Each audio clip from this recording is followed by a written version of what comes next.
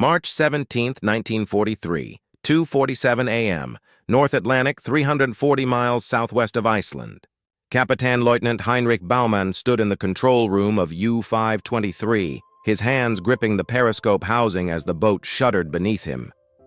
The air inside the submarine was thick with diesel fumes, sweat, and something else, the electric tension that came from 47 days at sea hunting Allied convoys. Through the darkness above, he could hear it. The distinctive throb of destroyer screws getting closer. Baumann had survived 18 war patrols. He'd sent 89,000 tons of Allied shipping to the bottom. He knew this dance intimately, the cat and mouse game between hunter and hunted, predator and prey. The Americans would pass overhead, drop their depth charges in a predictable pattern, and U-523 would slip away into the black depths like a ghost. It's what always happened. The destroyers would drop their charges behind them, where they thought the U-boat was, not where it actually moved to. Elementary physics, elementary tactics. Baumann allowed himself a thin smile in the red emergency lighting. These American sailors, barely out of training, thought they could match the Kriegsmarine's wolf pack commanders. He'd been hunting in these waters since 1940, sinking ships when most of these Yankees were still in high school. His hydrophone operator, Oberleutnant Klaus Richter, pressed his headphones tighter against his ears, his face scrunched in concentration. Something was different about the sound signature above them. The destroyer wasn't moving in the standard pattern. It was holding position, right above them. Baumann felt his stomach tighten. The destroyer's screws had stopped. That was wrong. That wasn't how this worked. Destroyers didn't stop. They rolled charges off their sterns while moving, creating a barrier of explosions behind them. But this one had stopped, positioned directly overhead, as if it knew exactly where U-523 was hiding. What Baumann didn't know was that the rules of the game had just changed forever, and the weapon being aimed at his submarine at that very moment would revolutionize naval warfare and turn the tide of the Battle of the Atlantic in a way that Nazi high command never saw coming. This is the story of how American ingenuity took the deadliest threat to Allied victory, the German U-boat, and turned it from an apex predator into hunted prey. It's the story of how a simple change in thinking, backed by American industrial might and Yankee innovation, shattered German naval dominance in less than 6 months. The mathematics of the Battle of the Atlantic were being rewritten in the North Atlantic's freezing waters. And German submariners who'd terrorized Allied shipping for 3 years were about to learn a brutal lesson. Underestimate American engineering at your absolute peril. What followed would transform confident U-boat aces into terrified survivors, watching their friends die in ways their training never prepared them for, killed by a weapon system so effective that it changed naval warfare forever. This is the story of the Hedgehog, and how it became Nazi Germany's worst nightmare lurking beneath the waves. If you're fascinated by how American innovation changed World War II, you need to stick around for this entire story, because what you're about to learn will blow your mind. Make sure you hit that subscribe button right now, because we're diving deep into one of the war's most underrated game changers. By March of 1943, the German U-boat force was winning the Battle of the Atlantic, and it wasn't even close. In the first 20 days of March alone, German submarines sank 97 Allied ships totaling over 500,000 tons. Admiral Karl Dönitz, commander of the U-boat fleet, had 435 operational submarines prowling the Atlantic, more than at any previous point in the war. The Wolfpack tactics were working exactly as designed.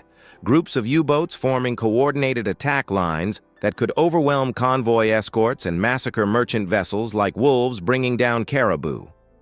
British Prime Minister Winston Churchill would later write that the U-boat peril was the only thing that truly frightened him during the entire war, the only threat that could actually lose Britain the conflict. Germany was strangling the Allied supply line, and they knew it. Kapitän Leutnant Baumann was part of this success story. He'd received the Iron Cross First Class in 1941 and the Knight's Cross in 1942. His boat, U-523, was a Type 1XE submarine, one of the most successful designs of the war. At 252 feet long, with a range of 13,450 nautical miles, she could hunt far into the Atlantic, staying at sea for months. She carried 22 torpedoes and had a crew of 48 experienced submariners who'd been through it all. These weren't green recruits Germany would be forced to use later in the war. These were professionals, veterans who knew their boat like they knew their own bodies, who could repair systems blindfolded, who could hold their breath during depth charge attacks without showing fear to the younger crew members. The tactics were well established by 1943. U-boats hunted in packs of 6 to 12 submarines, spread across the convoy routes in patrol lines. When one boat spotted a convoy, it would shadow it while calling in the others. They'd attack at night on the surface when their low profile made them nearly invisible, using their diesel engines to outrun the escorts. If caught by destroyers, they'd dive deep and use their intimate knowledge of ocean thermoclines, layers of water at different temperatures that could deflect sonar, to disappear. And if the escorts did find them and attack, the U-boats had a critical advantage. The Allied depth charges were fundamentally flawed. Korvettenkapitan Ernst Bauer, a veteran destroyer commander turned U-boat ace commanding U-126, explained it clearly in a letter to his wife in February 1943. The English and now the Americans hunt us with the same weapons they used in the last war.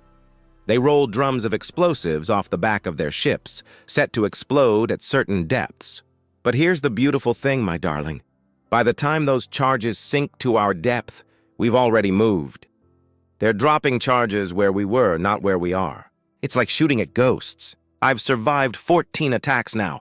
Each time I think of you and our children safe in Hamburg, and I know our Navy will starve Britain into surrender before year's end. The German confidence was based on mathematics and experience. Standard depth charges, the Mark 7 used by the Royal Navy and the Mark 9 used by the Americans, were barrel-shaped charges containing 300 to 600 pounds of high explosives. They sank at about 10 feet per second and had to be set for a specific depth before being rolled off the stern of an attacking vessel. The problem was obvious to every U-boat commander. The attacking ship had to pass over the submarine's position, roll the charges off the stern, then wait for them to sink to depth. In that time, usually 30 to 45 seconds, a submarine could move 300 to 400 feet in any direction. The escort was dropping charges where the submarine used to be, not where it currently was. More importantly, the act of dropping depth charges forced the attacking vessel to lose sonar contact at the critical moment. You couldn't use active sonar while charging over a submarine at 20 knots. You couldn't listen to hydrophones while your own depth charges were exploding behind you. There was a dead period of 2 to 3 minutes where the U-boat was essentially invisible, free to maneuver in any direction. Oberleutnant Fritz Keller, hydrophone operator on U-89, wrote in his diary in January 1943, "We played with a British corvette today for 2 hours. I could hear him coming, hear him pass overhead, hear the splashes as the charges went off his stern. The Capitan would simply count to 5 and order a turn. The explosions would rock us, but they were never close. It's almost sporting." When U-523 first encountered American destroyer escorts in late 1942, Baumann and his crew were distinctly unimpressed. The American vessels were smaller than British destroyers, seemingly less capable. American sailors had a reputation, deserved or not, for being undisciplined, too casual, lacking the rigid martial bearing of German naval personnel.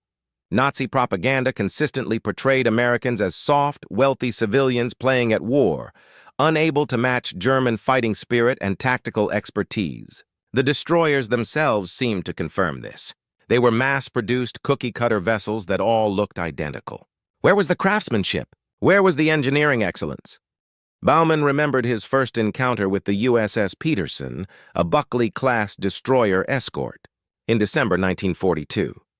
"She's tiny," he'd told his executive officer, Oberleutnant Zur Z. Martin Schneider. "Maybe 300 feet long. Probably armed with one decent gun and some old depth charges. Her captain is probably some reservist who was selling insurance in Kansas a year ago.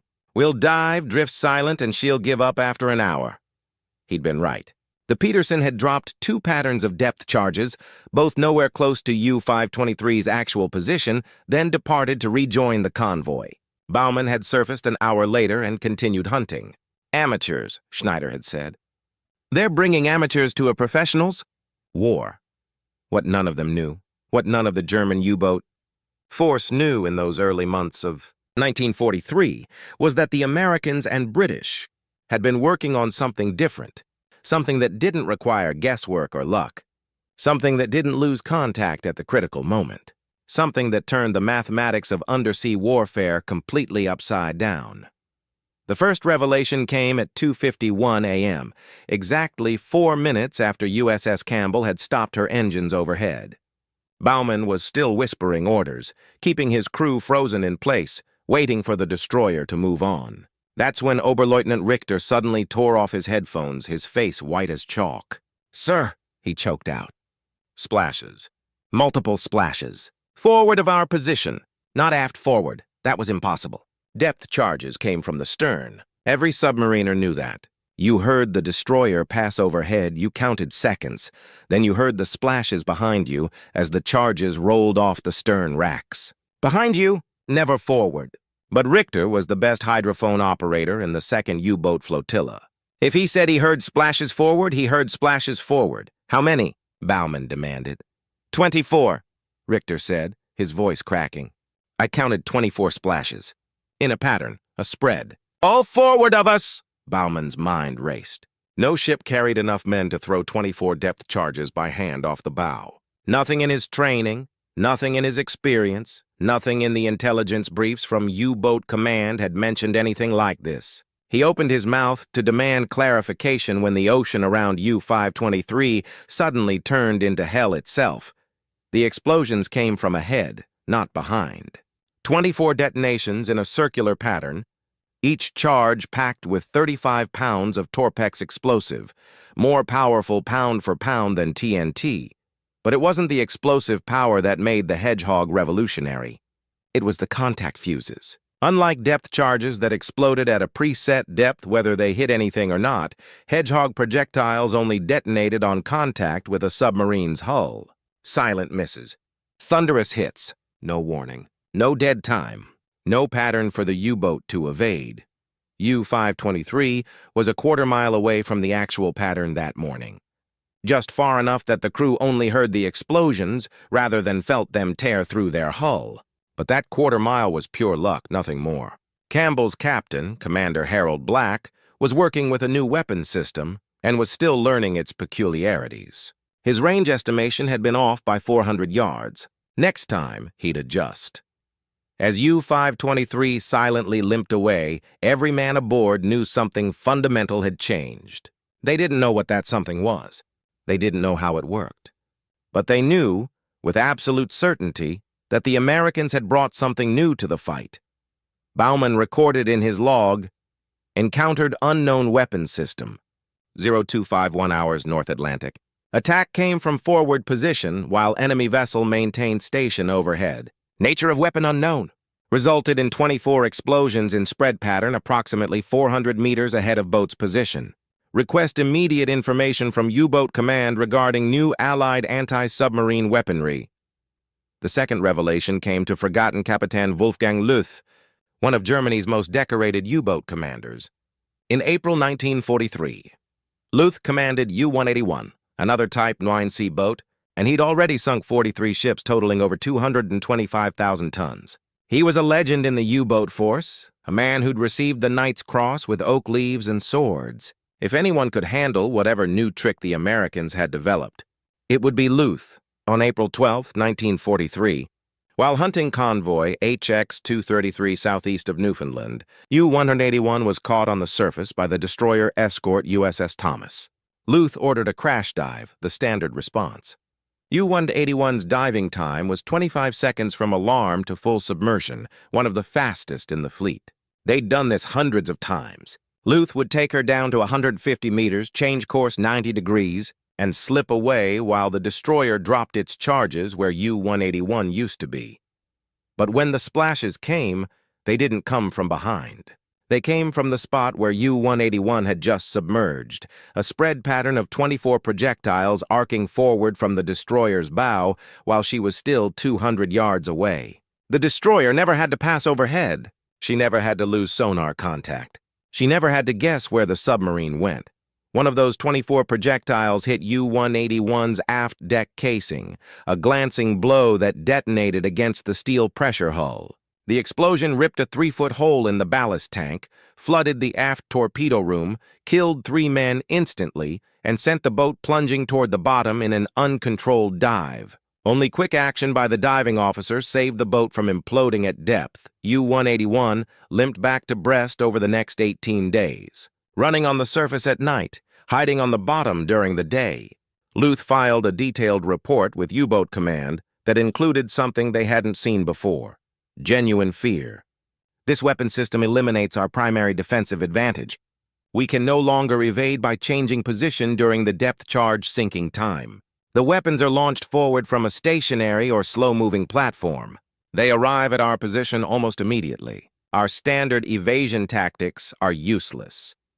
What Luth didn't know, what German naval intelligence was still trying to figure out, was that the Hedgehog system was based on a brilliantly simple concept. Instead of dropping charges off the stern, the Hedgehog threw them forward using mortars. 24 spigot mortars mounted on a steel frame could launch 65-pound projectiles in a 140-foot diameter circular pattern at ranges up to 250 yards.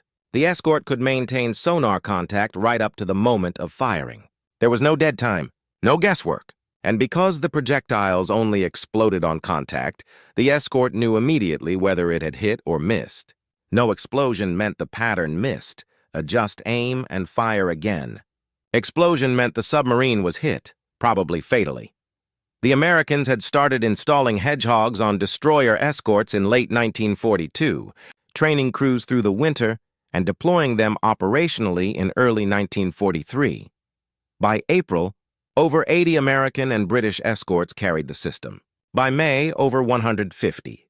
The production capacity of American factories meant that within 6 months, virtually every escort in the Atlantic would be equipped with this submarine killer. The third revelation came to Kapitän zur See Klaus Bargstein, commander of U-521, on April 28, 1943. Bargstein was a careful, methodical officer who'd survived 22 war patrols through a combination of skill, caution, and extensive knowledge of Allied tactics. He kept detailed notes on every encounter, every evasion, every attack. His boat was known for coming home when others didn't. When U-521 detected convoy ONS-5 west of Iceland on April 28th, Bargstein approached with his usual caution. He'd shadow the convoy through the day, call in other boats from his wolf pack, and attack after midnight when visibility was minimal. Standard doctrine. Proven tactics. But convoy ONS-5 was escorted by British escort group B-7, and 3 of its vessels were equipped with Type 147B Hedgehogs, the British version of the system. When U-521 made its attack run on the surface at 0230 hours on April 29th, HMS Vedette caught her with radar at 3,000 yards. Bargstein crash-dived immediately, 27 seconds from surface to submerged. He went to 180 meters, nearly 600 feet, and turned hard to port, using a cold layer in the water to mask his position. It should have worked. It had worked 47 times before. HMS Vedette's sonar operator held contact through the thermocline. The Type 147 sonar could penetrate the temperature layers that had protected U-boats for years. At 1 and 200 yards, Vedette fired her first Hedgehog pattern. At 800 yards, she fired her second. At 400 yards, she fired her third.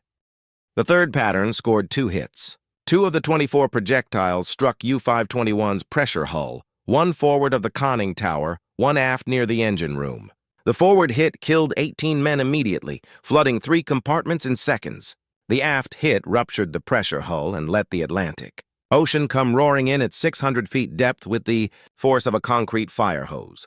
Bargstein barely had time to order emergency surface before the lights went out. In total darkness, with water rising to their waists, the surviving crew members fought to reach the escape hatches. 8 men made it out. Bargstein wasn't one of them. U-521 took 40 men to the bottom, settling in 2,100 feet of water, where it still lies today.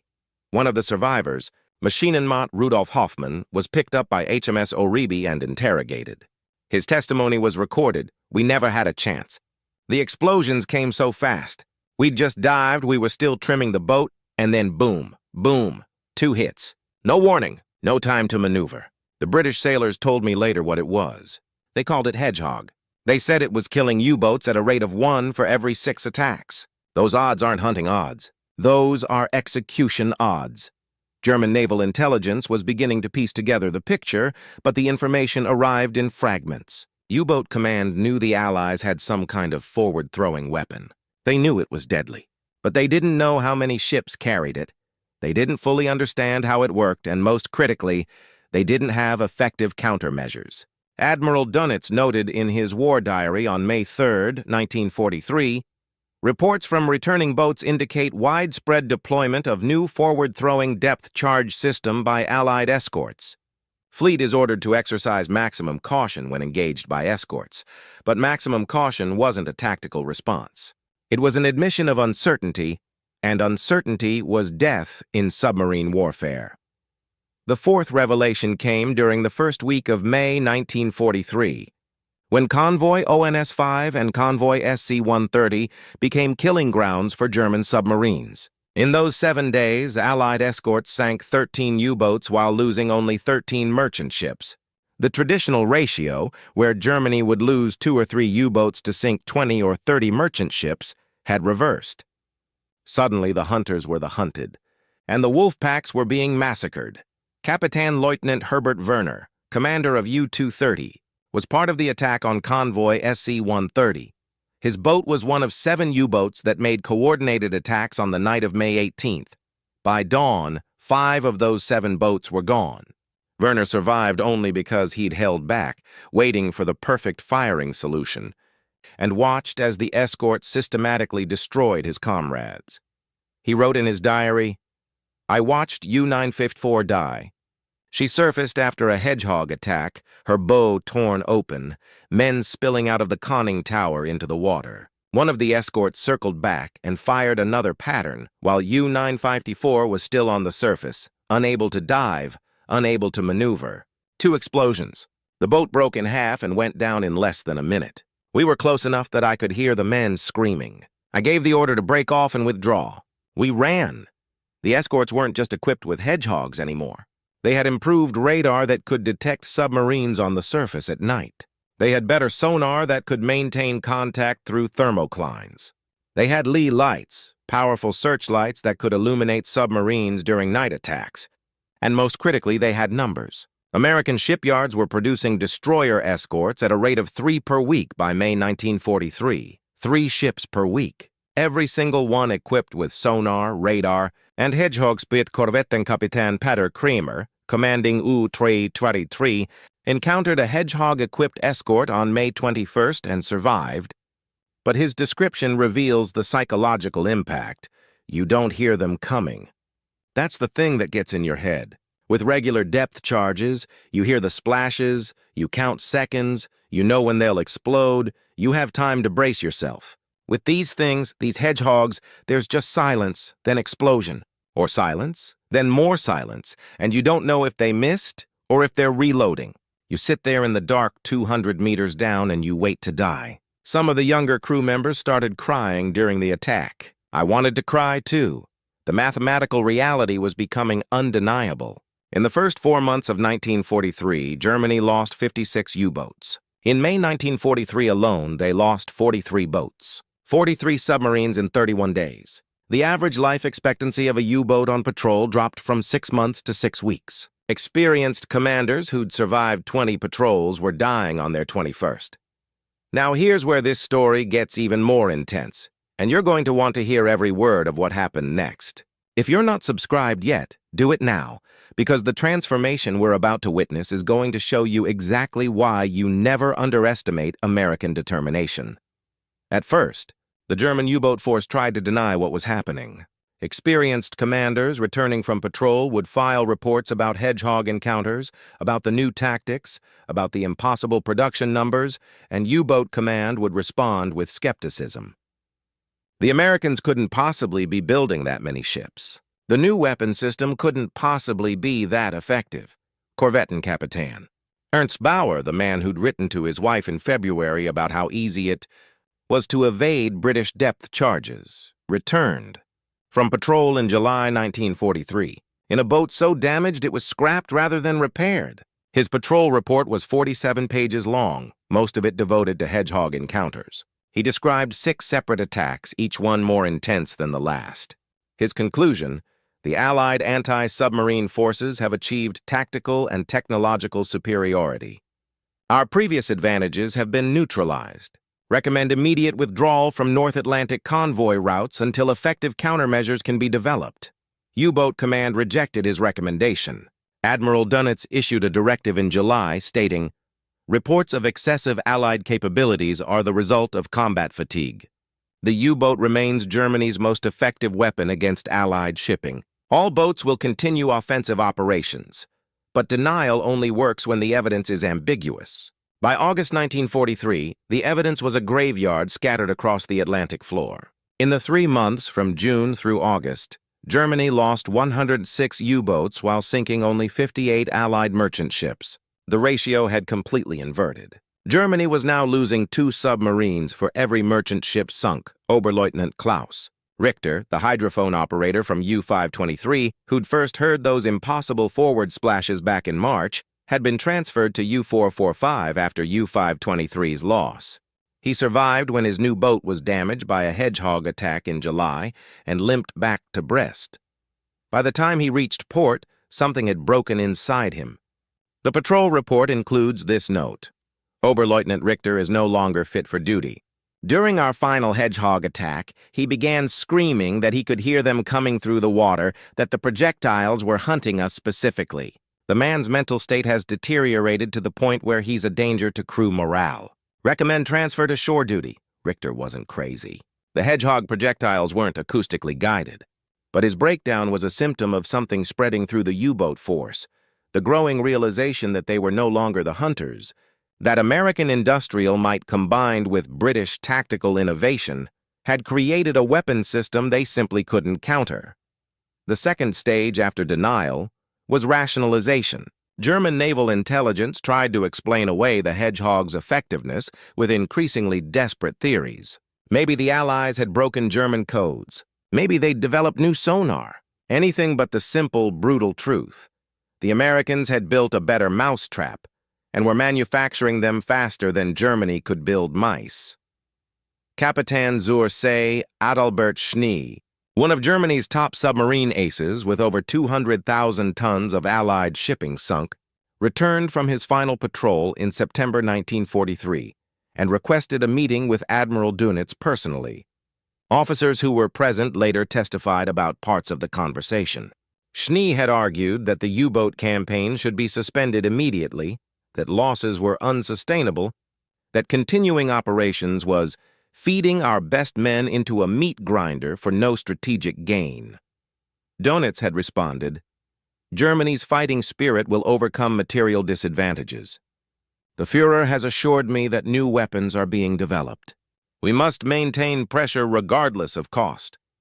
Schnee's reply was quietly devastating. "With respect, we are not sacrificing men for victory. We are wasting them for propaganda. The Americans are killing us at a rate we cannot sustain, with weapons we cannot counter, using an industrial system we cannot match. Every U-boat we send into the North Atlantic now has a life expectancy of 2 patrols. The men know this. They're going to sea knowing they probably won't come back." Dönitz relieved Schnee of command 3 days later. The official reason was health concerns. The actual reason was that Schnee was telling truths that Nazi leadership couldn't afford to acknowledge. By September 1943, acceptance had arrived, though it came too late. The mathematics were undeniable. American destroyer escorts were entering service at a rate of 12 per month. Each one carried Hedgehogs, depth charges, radar, sonar, and crews trained specifically to hunt submarines, and the Hedgehog's effectiveness kept improving. In March 1943, when first deployed, it achieved kills on about 5% of attacks, 1 kill for every 20 patterns fired. By September, crews had learned proper techniques. The kill rate was now 24%, almost 1 kill for every 4 attacks. When an escort gained solid sonar contact on a U-boat, that submarine had a 1 in 4 chance of dying in the next 10 minutes. Forgotten Kapitän Wolfgang Luth, who'd survived his April Hedgehog encounter, wasn't as lucky in September. U-181 encountered convoy on 202 west of Ireland on September 23rd. The convoy was escorted by 8 ships, 6 equipped with Hedgehogs. When U-181 was detected, the escorts didn't pursue individually. They worked as a team, using the same wolf pack tactics German U-boats had used: systematic coverage, mutual support, relentless pressure. 3 escorts established sonar contact simultaneously. They formed a triangle around U-181's position and began firing patterns in sequence. Luth had nowhere to go. Every evasion move put him in range of a different escort. The attack lasted 4 hours and 17 minutes. The escorts fired 37 patterns, 8 individual projectiles. Eventually, probability caught up with him. At 1847 hours, 8 projectiles from HMS Icarus hit U-181 in a spread from bow to stern. The boat broke up at 320 meters depth. No survivors. Wolfgang Luth had sunk 225,000 tons of Allied shipping. He'd received the Knight's Cross with oak leaves and swords. He'd survived 27 war patrols, and the Americans killed him using weapons operated by men who'd been civilians 18 months earlier, firing from ships built in shipyards that hadn't existed 2 years earlier. That was the reality of American industrial warfare. You didn't need to be better man for man. You needed to be good enough, in sufficient numbers, with adequate equipment. And America had achieved all 3 simultaneously. The psychological impact on surviving U-boat crews was catastrophic. Captain Lieutenant Herbert Werner described the crew quarters at Brest submarine base in October 1943. You could smell the fear. The new crews arriving for their first patrols would see the veterans and ask for advice. And the veterans, the ones who'd survived 3 or 4 patrols in 1943, they'd just look at these kids with dead eyes and say nothing. What were they supposed to say? We all knew the odds. 2 patrols, maybe 3 if you were very skilled or very lucky, and then you died. Admiral Dönitz tried everything to restore U-boat effectiveness. He relocated boats to areas with less escort coverage. He ordered the development of acoustic torpedoes. He pushed for snorkel technology. He demanded new U-boat designs. But all of these were tactical adjustments to a strategic defeat. The Americans had industrialized submarine warfare. They'd turned it from a duel of skill into a mathematical probability game where overwhelming force ground down any opposition through sheer attrition. The new reality demanded new tactics, but there were no tactics that worked. Going deep didn't help because hedgehogs could be set for any depth. Running silent didn't help because escorts could hunt for hours. Surfacing was suicide because radar could detect submarines at night. Even when acoustic torpedoes worked, killing 1 escort still left 3 or 4 others ready to exact. The breaking point came in late October, 1943 during the battle around Convoy. C-143, 14. U-boats from 3 different wolf packs converged on the convoy. It should have been a massacre, 14 submarines against 40 merchant ships with 6 escorts. In 1942, that convoy would have lost 20 ships minimum. But in October 1943, all 6 escorts were Hedgehog-equipped, and they'd been hunting U-boats together for 4 months. The battle lasted 52 hours. The U-boats sank 3 merchant ships. The escorts sank 9 U-boats. 9 submarines, approximately 430 men, sent to the bottom in 2 days. SC-143 reached Britain with 37 of its 40 merchant ships intact. Admiral Dönitz issued a directive on November 3, 1943. Effective immediately, U-boat operations in the North Atlantic are to be conducted with primary emphasis on survival rather than tonnage sunk. Boats will avoid engagement with Hedgehog-equipped escorts whenever possible. In other words, stop fighting and try not to die. That was the official strategy from the commander of the German U-boat force. Here's what makes this story absolutely crucial to understand about American warfare. We don't just build better weapons. We build more of them than you can possibly sink, faster than you can possibly counter, operated by people who learn on the job and get better every single day. That's how America wins wars. The climax came in March 1944, exactly 1 year after Bauman's first Hedgehog encounter. By then, the transformation was complete. The numbers told the story with brutal clarity. In March 1943, when Hedgehogs were just entering service, German U-boats sank 108 Allied ships totaling 627,000 tons. In March 1944, they sank 23 ships totaling 132,000 tons, an 80% reduction. Meanwhile, U-boat losses increased. Germany lost 15 boats in March 1943.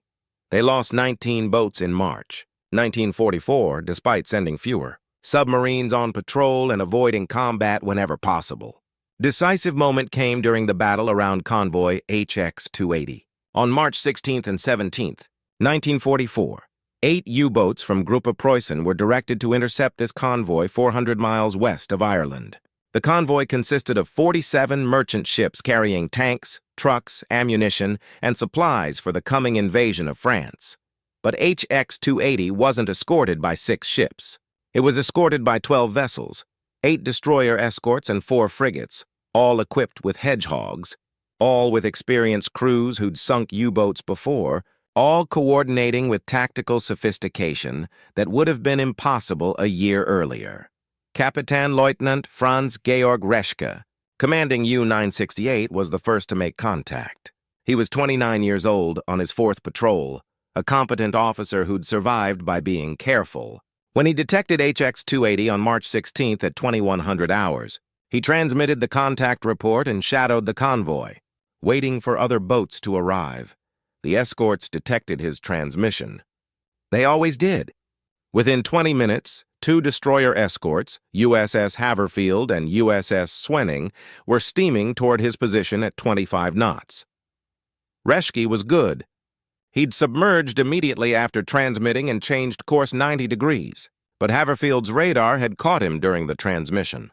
The escorts knew his approximate location. They established sonar contact at 1,800 yards, and then they coordinated. Haverfield approached from the north, forcing Reschke to turn south. Swenning was waiting in the south, forcing him to turn east. When he turned east, both ships fired Hedgehog patterns, one from each side, creating an overlapping field of 48 projectiles covering every possible escape route.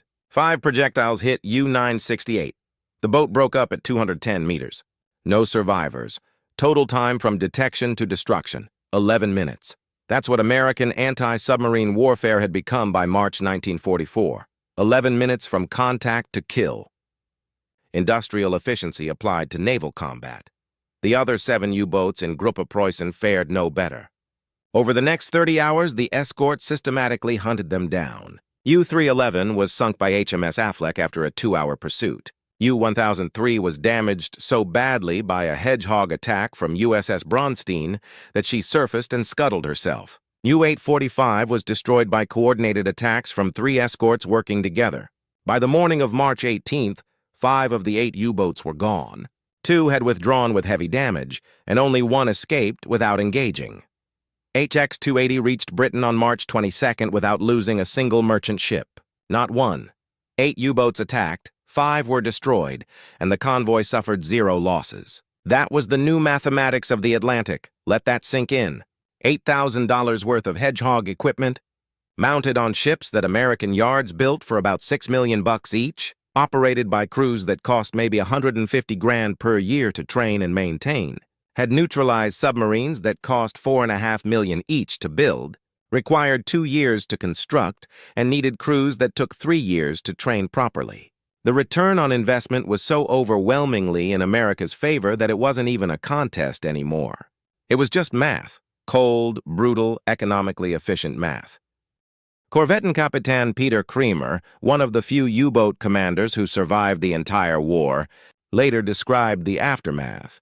When the survivors returned to Brest and reported what had happened, the word spread through the entire flotilla within hours. 5 boats gone in one battle, 5 crews, 240 men, experienced submariners who knew their business, all dead.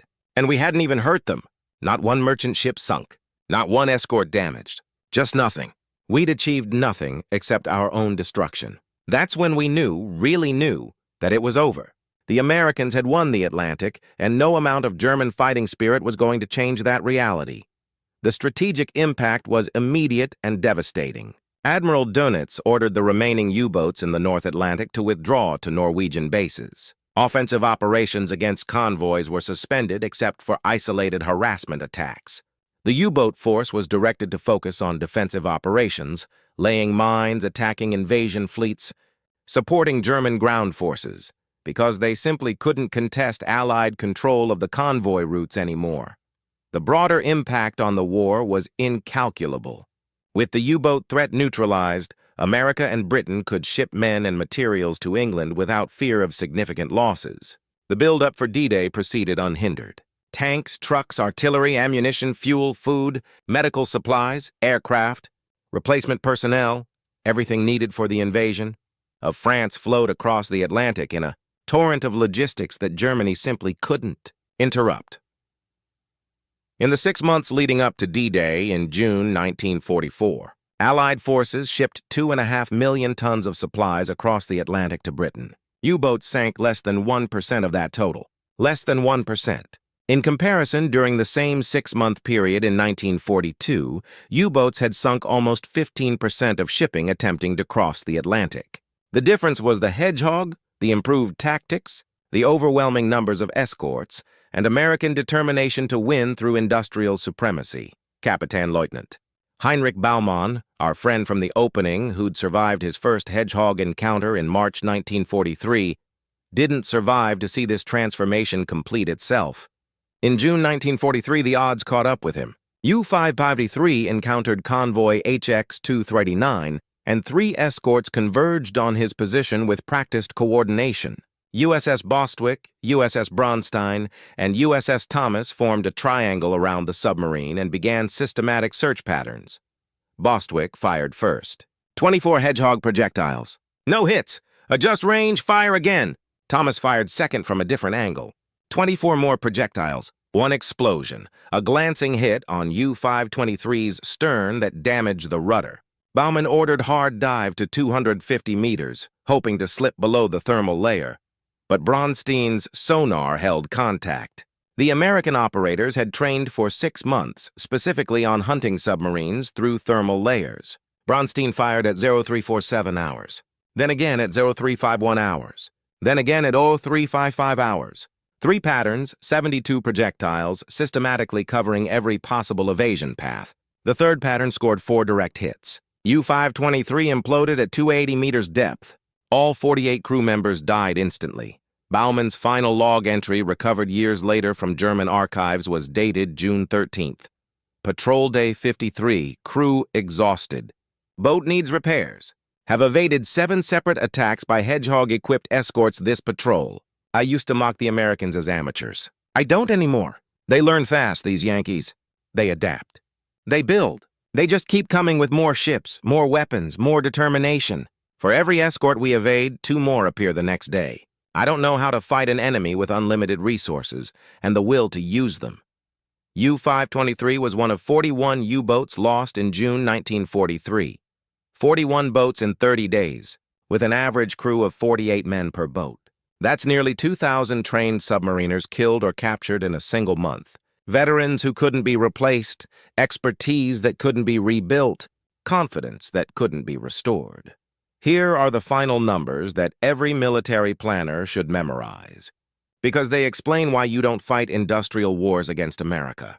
American escort production: 563 destroyer escorts built between 1943 and 1945. Average production time, 6 months from keel laying to commissioning. Crew requirements: 186 men per ship, trained in 3 to 4 months. Hedgehog systems installed, 563 ships carrying 24-shot mortars. Total Hedgehog projectile production, estimated at 1.8 million rounds between 1943 and 1945. German submarine production, 1,162. U-boats commissioned during the entire war, 785 after 1942. Average production time, 12 to 18 months from keel laying to commissioning. Crew requirements: 40 to 55 men per boat depending on type, trained for 2 to 3 years. Combat effectiveness in 1944-1945, severely degraded by lack of experienced personnel and Allied countermeasures, U-boat losses: 7 to 83. German submarines lost during World War II. Of those, Approximately 500 were lost after improved anti-submarine weapons, including Hedgehogs, entered service in 1943. Causes of loss: 47 attributed directly to Hedgehog attacks, 65 to conventional depth charge attacks, 245 to aircraft, 160 to mines, 246 to combined attacks from multiple weapons, 20 to other causes. Allied merchant ship losses. In 1942, before the Hedgehog, U-boats sank approximately 1,160 Allied merchant ships, totaling 6.2 million tons. In 1943, with Hedgehogs entering service, losses dropped to 597 ships, totaling 3.2 million tons. In 1944, losses fell to 205 ships, totaling 1.1 million tons. In 1945, losses were 56 ships, totaling 0.3 million tons. The correlation is undeniable. As Hedgehog deployment increased, U-boat effectiveness collapsed. The numbers don't lie, and they tell a story of American industrial dominance translated into military victory. Now you might be wondering what the Germans themselves had to say about all this after the war was over. Well, let me tell you, their admissions are absolutely stunning, and they confirm everything we've been talking about. This is the part where German pride had to confront American reality, and the results were brutally honest. Grand Admiral Karl Donitz, commander of the German U-boat force and briefly Hitler's successor as head of state, was interrogated extensively after the war. His testimony at Nuremberg and in subsequent interviews included this assessment, recorded in 1946. The introduction of forward-throwing weapons, particularly what the Americans called the Hedgehog, marked the beginning of the end for effective U-boat operations in the Atlantic. Prior to these weapons, our submarines had a fundamental advantage. The enemy had to pass over our position and guess where we would be by the time their depth charges sank to our depth. This gave us time to maneuver, to evade, to survive. The forward-throwing weapons eliminated that advantage entirely. The enemy could maintain contact, fire ahead of their own position, and hit us before we could evade. When this was combined with improved radar, better sonar, and the sheer numbers of escort vessels the Americans produced, the tactical situation became untenable. By mid-1943, I knew we could not win the Atlantic battle. We could only delay the inevitable. That's the commander of the entire German U-boat force admitting that American weapons and industrial capacity had defeated him. But it gets even better. Kapitän zur See Adalbert Schnee, the officer who'd been relieved of command for telling Donitz the truth in 1943, survived the war and became a respected naval historian. In his 1968 memoir, he wrote, "What defeated the U-boat force wasn't superior Allied seamanship or tactics, though both improved considerably during the war. What defeated us was American industrial capacity translated into practical weapons systems." The Hedgehog was a perfect example of American engineering philosophy. It didn't need to be elegant or sophisticated. It just needed to work, be reliable, be producible in quantity, and be effective. It achieved all four requirements. A German engineer might have spent 2 years designing a theoretically superior system. An American engineer spent 6 months designing a good enough system, then built 500 of them. That's why they won. They didn't outthink us. They outproduced us, and production wins wars. Even more telling was the testimony of Korvettenkapitän Peter Kremer. Recorded in a 1972 interview, "I was asked once what weapon I feared most during my time as a U-boat commander. People expected me to say aircraft or destroyers or depth charges in general. But the honest answer is the Hedgehog, because it represented something we couldn't counter. We could evade aircraft by staying submerged. We could hide from destroyers using thermoclines and silent running. We could maneuver around depth charge patterns. But Hedgehogs? There was no counter. If an escort got solid sonar contact on your boat and fired Hedgehogs, you either got lucky and they missed, or you died. There was no skill involved on our part. We couldn't evade them. We couldn't hear them coming in time to react. We couldn't do anything except hope the odds worked in our favor that day. And when you have 200 American escorts all carrying these weapons, all hunting in the same ocean, the odds eventually catch up with everyone. That's what people don't understand about industrial warfare. It's not about individual battles or personal courage. It's about numbers and production capacity.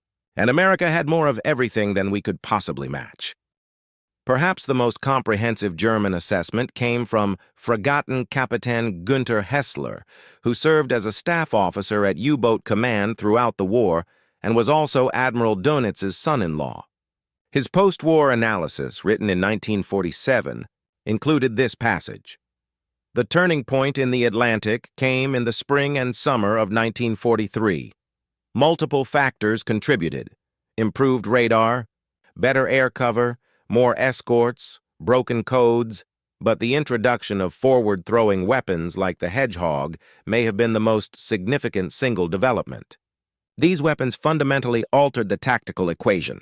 Prior to their deployment, a well-commanded U-boat could often escape from a determined escort by using skilled seamanship and knowledge of oceanographic conditions. After their deployment, escape became primarily a matter of luck rather than skill. This had a devastating effect on morale.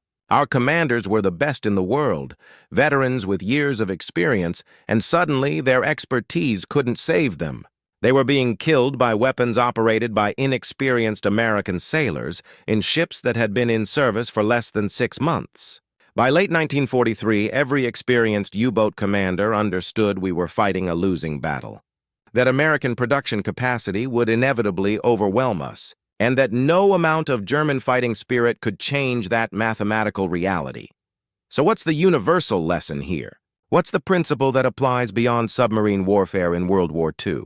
It's this: never underestimate American industrial capacity combined with practical innovation and determination to win. Germany started the war with better submarines, better training, and better tactics. They thought qualitative superiority would overcome quantitative disadvantages. They were wrong, and 30,000 dead submariners paid the price for that miscalculation.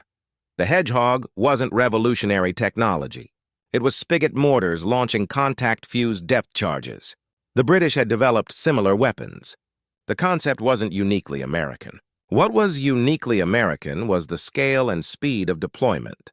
The United States took a good idea, refined it, put it into mass production, installed it on hundreds of ships, trained thousands of men to use it, and deployed it across an entire ocean in less than a year. That's American warfare. Practical, scalable, overwhelming. This is the lesson that every potential adversary needs to understand. You might start with better equipment. You might have more experienced personnel. You might have superior doctrine.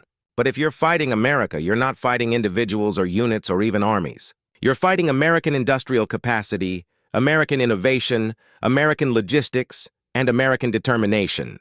And historically, nobody wins that fight. Not in the long run. Not when America decides that winning matters. The final reflection brings us back to where we started, to Kapitänleutnant Heinrich Baumann, standing in the control room of U-523 on March 17, 1943, hearing those impossible forward splashes for the first time. He survived that encounter. He survived 3 more.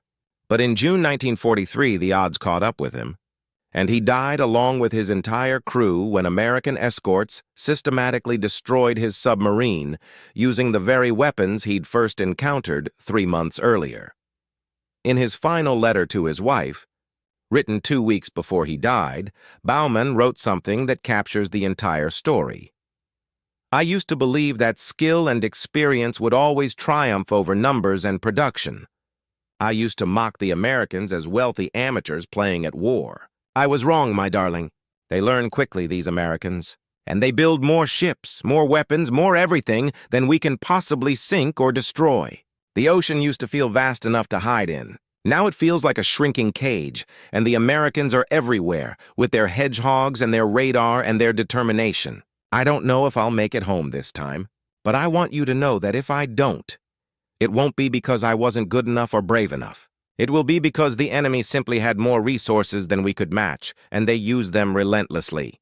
He never made it home. None of the 48 men aboard U-523 did. They rest now on the bottom of the Atlantic in 1,800 feet of water, in a submarine that was supposed to be Germany's secret weapon, killed by American ingenuity and industrial might.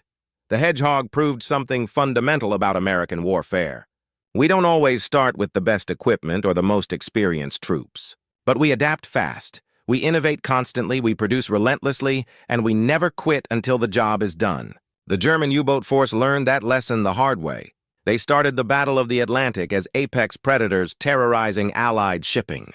They ended it as hunted prey, running for their lives from American-built ships carrying American-designed weapons operated by American sailors who'd been civilians just months before. That's the story of the Hedgehog. That's the story of American determination. That's the story of what happens when you underestimate Yankee ingenuity and industrial capacity. The Germans thought they could starve Britain into submission before America's industrial machine could respond. They thought wrong.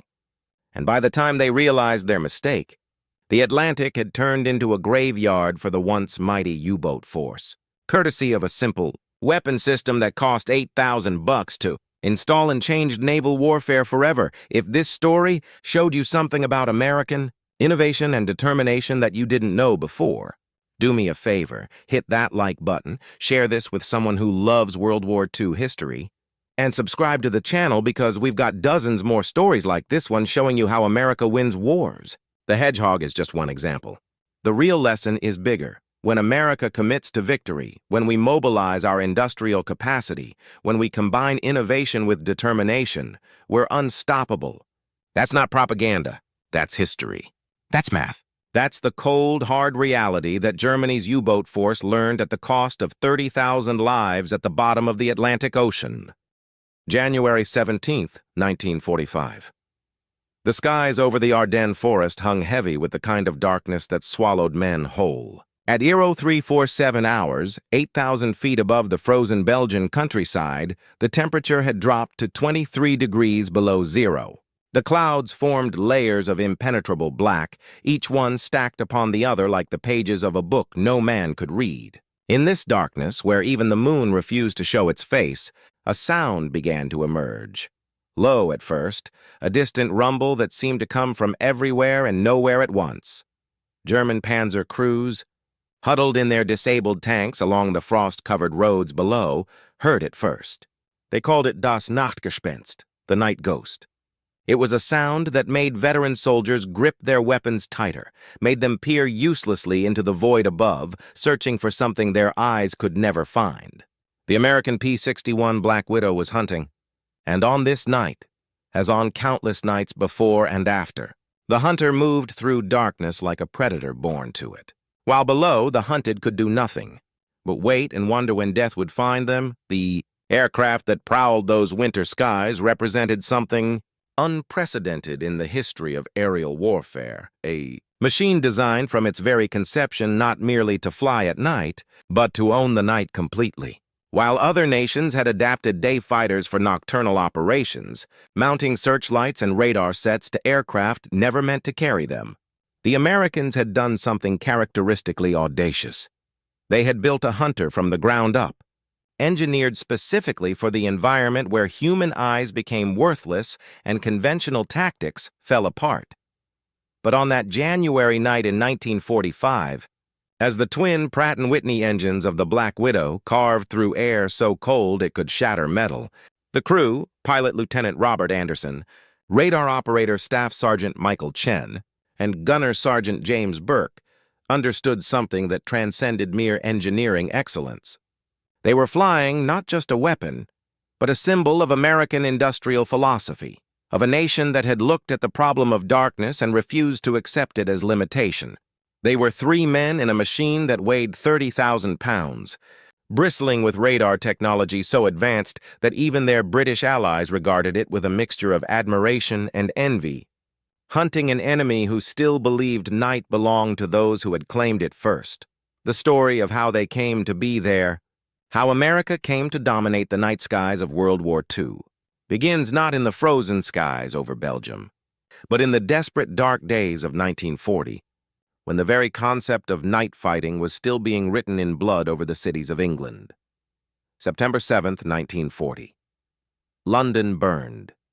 The Luftwaffe had shifted its strategy from attacking airfields to bombing cities, and as the sun set over the Thames, the German bomber streams came, dozens of Heinkel He-111s and Dornier Doe 17s, their bomb bays loaded with high explosives and incendiaries. navigating by the silver ribbon of the river below. The British defenders scrambled their Hurricanes and Spitfires, magnificent aircraft that had proven their worth in daylight combat, but in the darkness they became nearly useless. Pilots strained their eyes, searching for bombers they could hear but not see, occasionally glimpsing an enemy aircraft silhouetted against the flames consuming their capital city below. The numbers told a brutal story. During the first month of the night blitz, RAF night fighters achieved exactly 2 confirmed kills against over 5,000 bomber sorties. 2. The ratio was not just unsustainable, it was catastrophic. British pilots, among the bravest men ever to strap themselves into an aircraft, found themselves rendered impotent by simple darkness. They would later describe the experience in terms that spoke to fundamental helplessness. "Hunting ghosts," one pilot wrote in his diary. "Chasing sounds and shadows while below you, your city dies." Across the Atlantic, American military observers watched this nightmare unfold with focused intensity. The United States was not yet at war, but even the most optimistic strategist understood that neutrality hung by threads growing thinner by the day. And these observers, these officers who filed detailed reports back to Washington, understood something that would reshape American aerial doctrine. The next war, whenever it came, would be fought around the clock. The nation that could hunt effectively in darkness would hold an advantage worth divisions of ground troops. The American response to this realization was characteristically ambitious and pragmatic in equal measure. In October 1940, while London still burned, while the Battle of Britain still hung in the balance, the United States Army Air Corps issued a specification that would have seemed like science fiction just months earlier. They wanted a night fighter, yes, but not a converted day fighter with radar bolted on as an afterthought. They wanted an aircraft designed from the first blueprint to operate in total darkness. They wanted it to carry airborne radar sophisticated enough to detect enemy bombers at ranges exceeding 3 miles. They wanted it armed heavily enough to destroy any aircraft it encountered. They wanted it fast enough to catch the swiftest bombers, agile enough to dogfight if necessary. And they wanted it to have the range to escort bombers deep into enemy territory or patrol for hours over friendly lines. They wanted, in essence, an aircraft that did not yet exist anywhere in the world, incorporating technology that barely existed outside of experimental laboratories. They wanted it to be operational within 2 years. And then they gave the contract to Northrop Aircraft, a relatively small company that had never built anything remotely like what was being requested.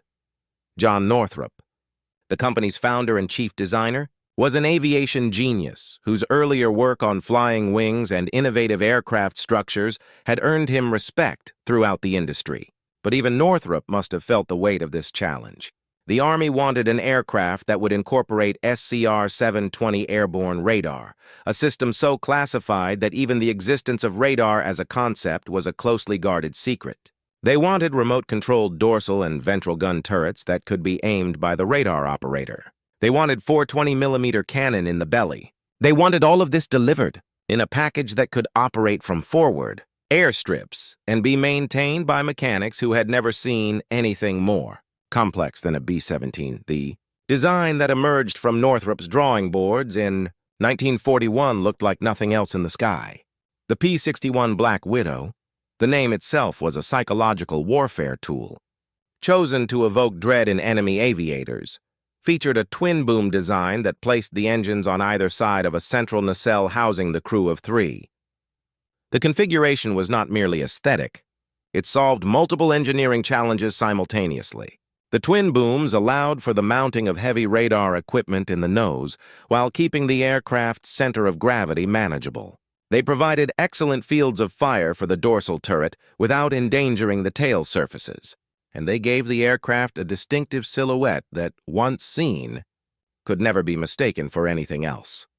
But the true revolutionary aspect of the Black Widow lay not in its airframe, impressive though that was, but in its systems integration. The SCR-720 radar could detect large aircraft at ranges up to 5 miles, feeding position information not just to the pilot, but to the remotely controlled gun turrets. The radar operator, seated facing backward in the central nacelle with his face pressed against the scope, could guide the pilot onto an intercept course while simultaneously training the turrets on the target. In theory, a Black Widow crew could detect, track, close with, and destroy an enemy bomber without the pilot ever visually acquiring the target.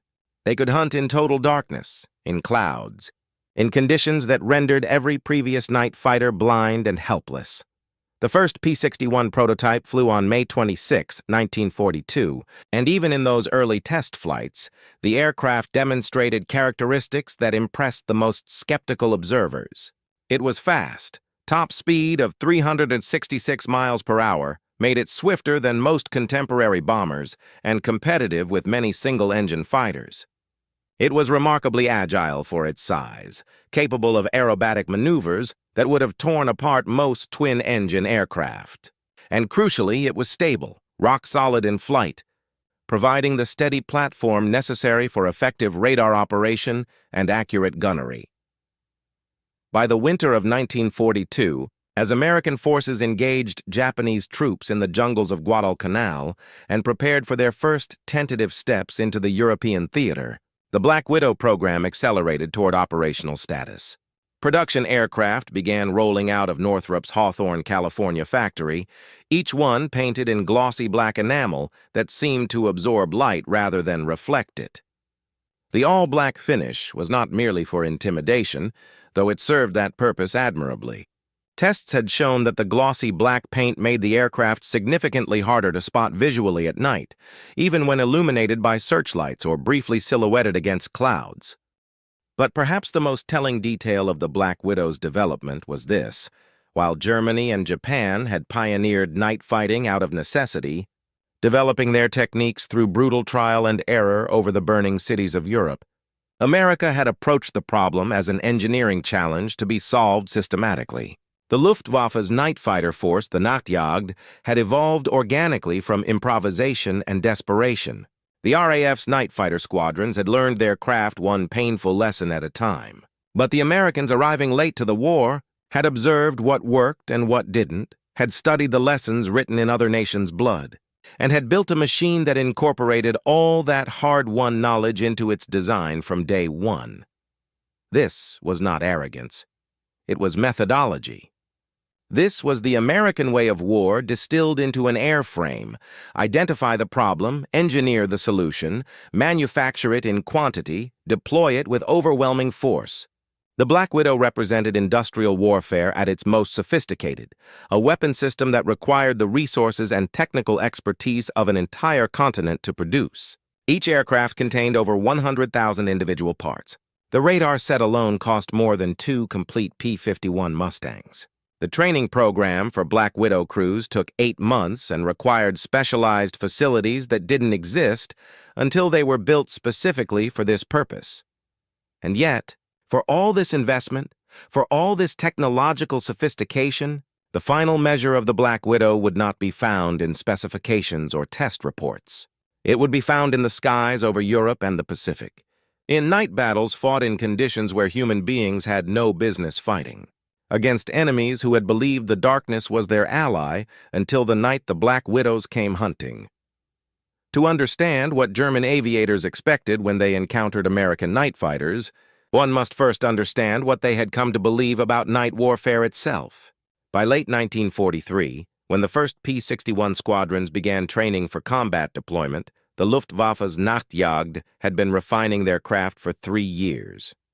They had evolved from desperate improvisation into a sophisticated, deadly force that had turned the night skies over the Reich into a killing ground for RAF bombers.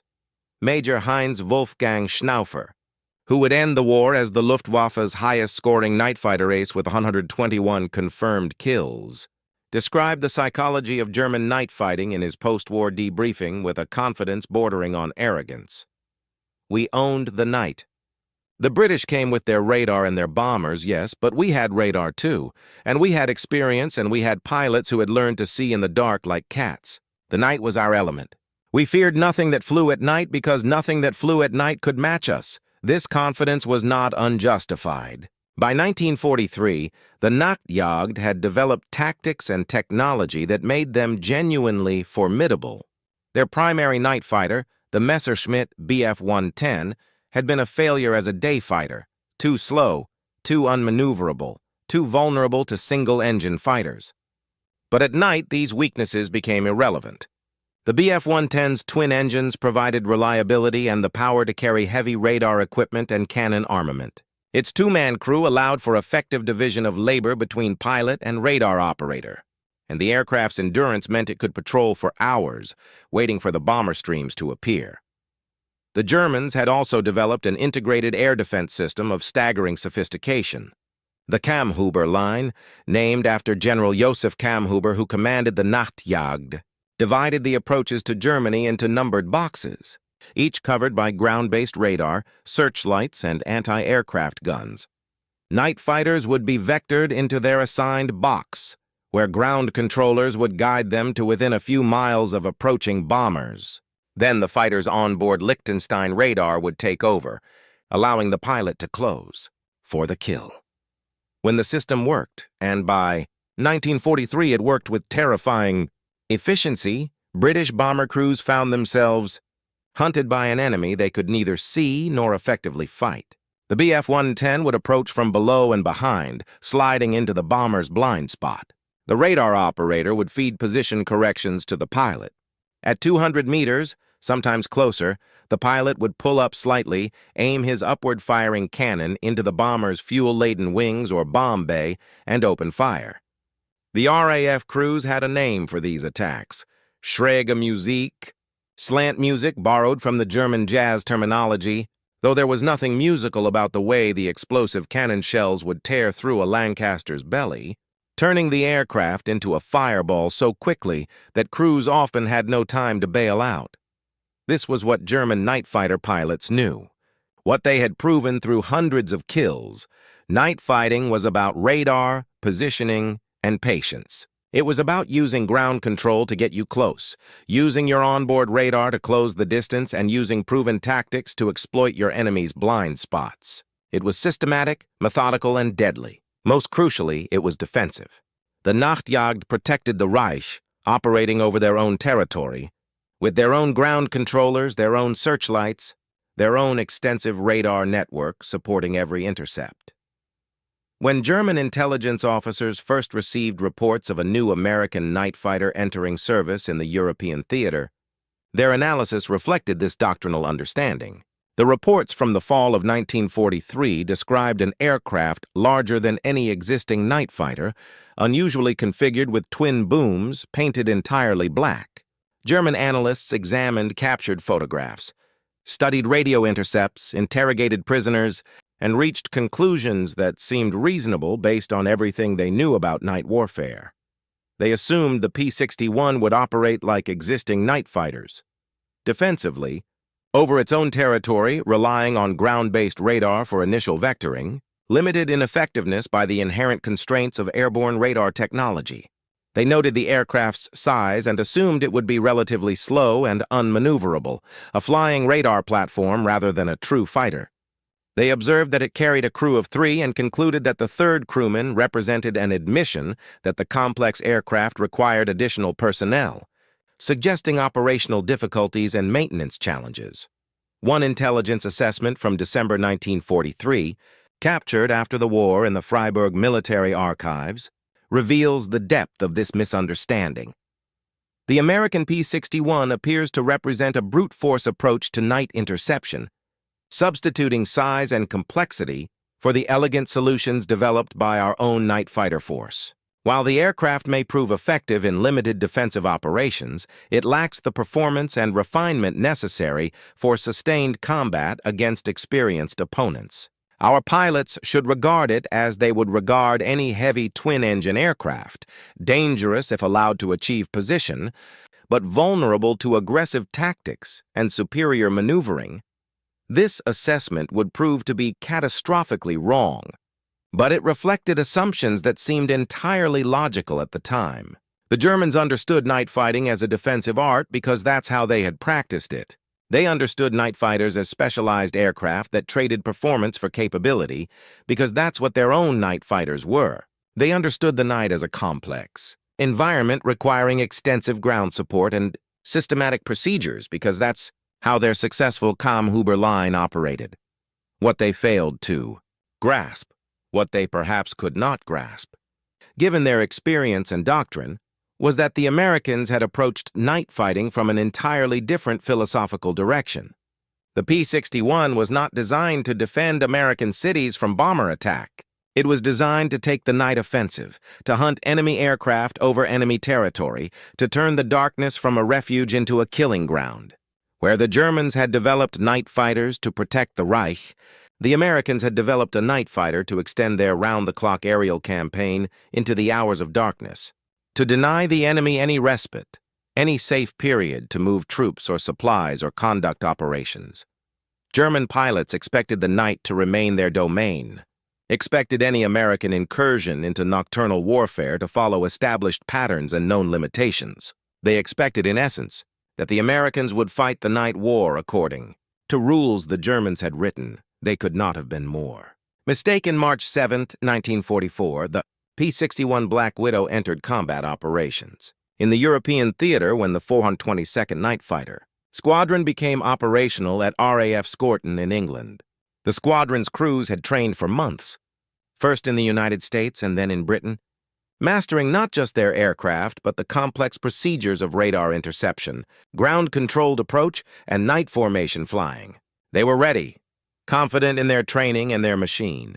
What they could not know was that they were about to rewrite the doctrine of night warfare. The first operational missions were reconnaissance flights and defensive patrols, learning the territory, practicing procedures, integrating with RAF ground control systems. But on March 15, 1944, Lieutenant Robert Anderson's crew achieved the Black Widow's first confirmed kill in European skies. A Dornier Do-217 bomber caught at 12,000 feet over the English Channel. Anderson's radar operator, Staff Sergeant Michael Chen, later described the engagement in his mission report with the kind of technical precision that characterized Black Widow crews. Contact established at 4.2 miles. Target heading southwest at approximate altitude 10,000 feet. Initiated pursuit vector at 0234 hours. Closed to 1.5 miles using radar guidance alone.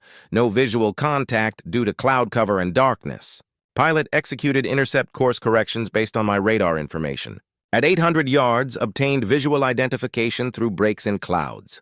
Target confirmed as enemy bomber. Dornier type, no fighter escort. Closed to 400 yards, pilot armed cannon.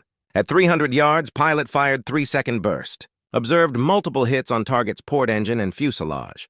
Target immediately caught fire and entered descending left turn.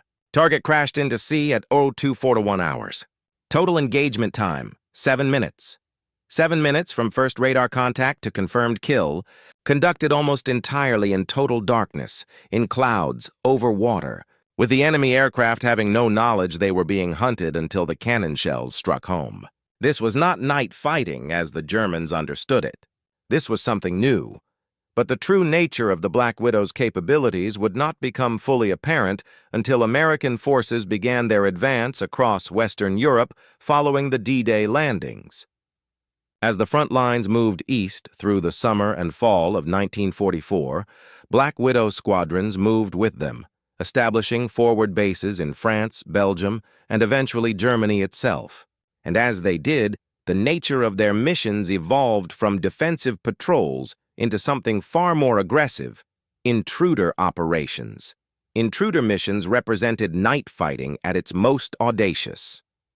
Instead of waiting for enemy aircraft to appear over friendly territory, Black Widow crews would penetrate deep into German-controlled airspace, hunting for targets of opportunity, night fighters returning to base, transport aircraft, anything that moved in the darkness. They would patrol over known enemy airfields, waiting for the moment when German aircraft would turn on their landing lights to line up for approach. In that moment of vulnerability, when a night fighter pilot was focused on landing, when his aircraft was slow and low with landing gear extended, the Black Widow would strike. The psychological impact of these operations on German aviators was profound and immediate. For 3 years, the Nachtjagd had operated with the confidence of predators who owned their territory. Now suddenly, they found themselves hunted in their own backyard. German night fighter pilot Lieutenant Franz Rademacher described the changing atmosphere at his base in a diary entry from October 1944. "We used to joke and laugh when preparing for night missions. Now there is only silence and tension. The Americans are out there in their Black Widows, invisible until they open fire. Hans was shot down last week approaching for landing, killed by an aircraft he never saw, attacked while his wheels were down and he was focused on the runway lights. What kind of warfare is this? What happened to our mastery of the night?" What happened was that the Americans had brought a fundamentally different approach to night operations. Where the Germans relied on ground control and systematic procedures, the Black Widow crews operated with a degree of autonomy and improvisation that reflected American military culture. The onboard radar was sophisticated enough that crews could operate effectively without ground control, hunting independently across hundreds of square miles of enemy territory. The aircraft's speed and maneuverability meant that when they found a target, they could pursue it aggressively rather than relying on careful stalking approaches. And the firepower, 4 20mm cannon capable of firing 800 rounds per minute, meant that even brief firing opportunities could prove devastating. Lieutenant Hermann Ernst, a Black Widow pilot with the 425th Night Fighter Squadron, shot down 6 German aircraft in a single month of intruder operations over the Ruhr Valley. His description of these missions reveals the transformation that had occurred in night warfare. We would cross into German territory at altitude, maybe 15 or 20,000 feet, flying dark with radar on standby mode to avoid detection. My radar operator would scan the sky while I flew the aircraft by instruments. No lights, no radio, nothing to give us away. When we picked up a contact, we would close on it carefully, using radar to maintain position while remaining outside visual range. 9 times out of 10, the German pilot had no idea we were there until we opened fire. We weren't just hunting them, we were stalking them, and the night that had been their protection became their prison because once we locked onto them with radar, there was nowhere to hide. The Germans attempted to adapt. They instituted radio silence procedures, varied their approach patterns to airfields, tried to establish fighter patrols over their own bases to protect landing aircraft. Nothing worked consistently. The Black Widow's radar was simply too good, its performance envelope too broad, and its crews too aggressive. By December 1944, German night fighter losses had increased to the point where some Nachtjagd units refused to operate during certain phases of the moon when Black Widow activity was known to be highest, but perhaps the most telling evidence of the Black Widow's impact came not from combat statistics, though those were impressive enough, but from the changing German perception of night operations. Captured documents from early 1945 reveal a Luftwaffe high command struggling to understand what had happened to their aerial doctrine. One operational analysis, dated February 1945, contained this remarkable admission. The enemy has achieved air superiority not only during daylight hours but increasingly throughout the full 24-hour cycle. Our night fighter force, once the elite of the Luftwaffe, finds itself unable to operate effectively due to enemy interdiction of our airfields and hunting of our aircraft. The Americans have solved the night fighting problem through technological superiority we cannot match. Recommendation: avoid night operations wherever possible until technical solutions can be developed. Avoid night operations. This from the military that had pioneered night strategic bombing, that had developed the most sophisticated night fighter force in the world, that had terrorized British cities for years with nocturnal raids. The recommendation was both an admission of defeat and a recognition that something fundamental had shifted in the nature of aerial warfare. What had shifted was not just technology. Though the Black Widow's radar and systems integration were undeniably superior to anything Germany could field in comparable numbers. What had shifted was the entire conception of how night warfare should be conducted. The Germans had approached it defensively, systematically, as a specialized discipline separate from day operations. The Americans had approached it as an extension of their already dominant day campaign, another avenue for applying pressure, another dimension of the round-the-clock offensive that gave the enemy no respite. The Black Widow embodied this philosophy in every aspect of its design and employment. It was not a defensive weapon, despite being classified as a fighter. It was an offensive weapon, a hunter designed to take the fight to the enemy regardless of conditions.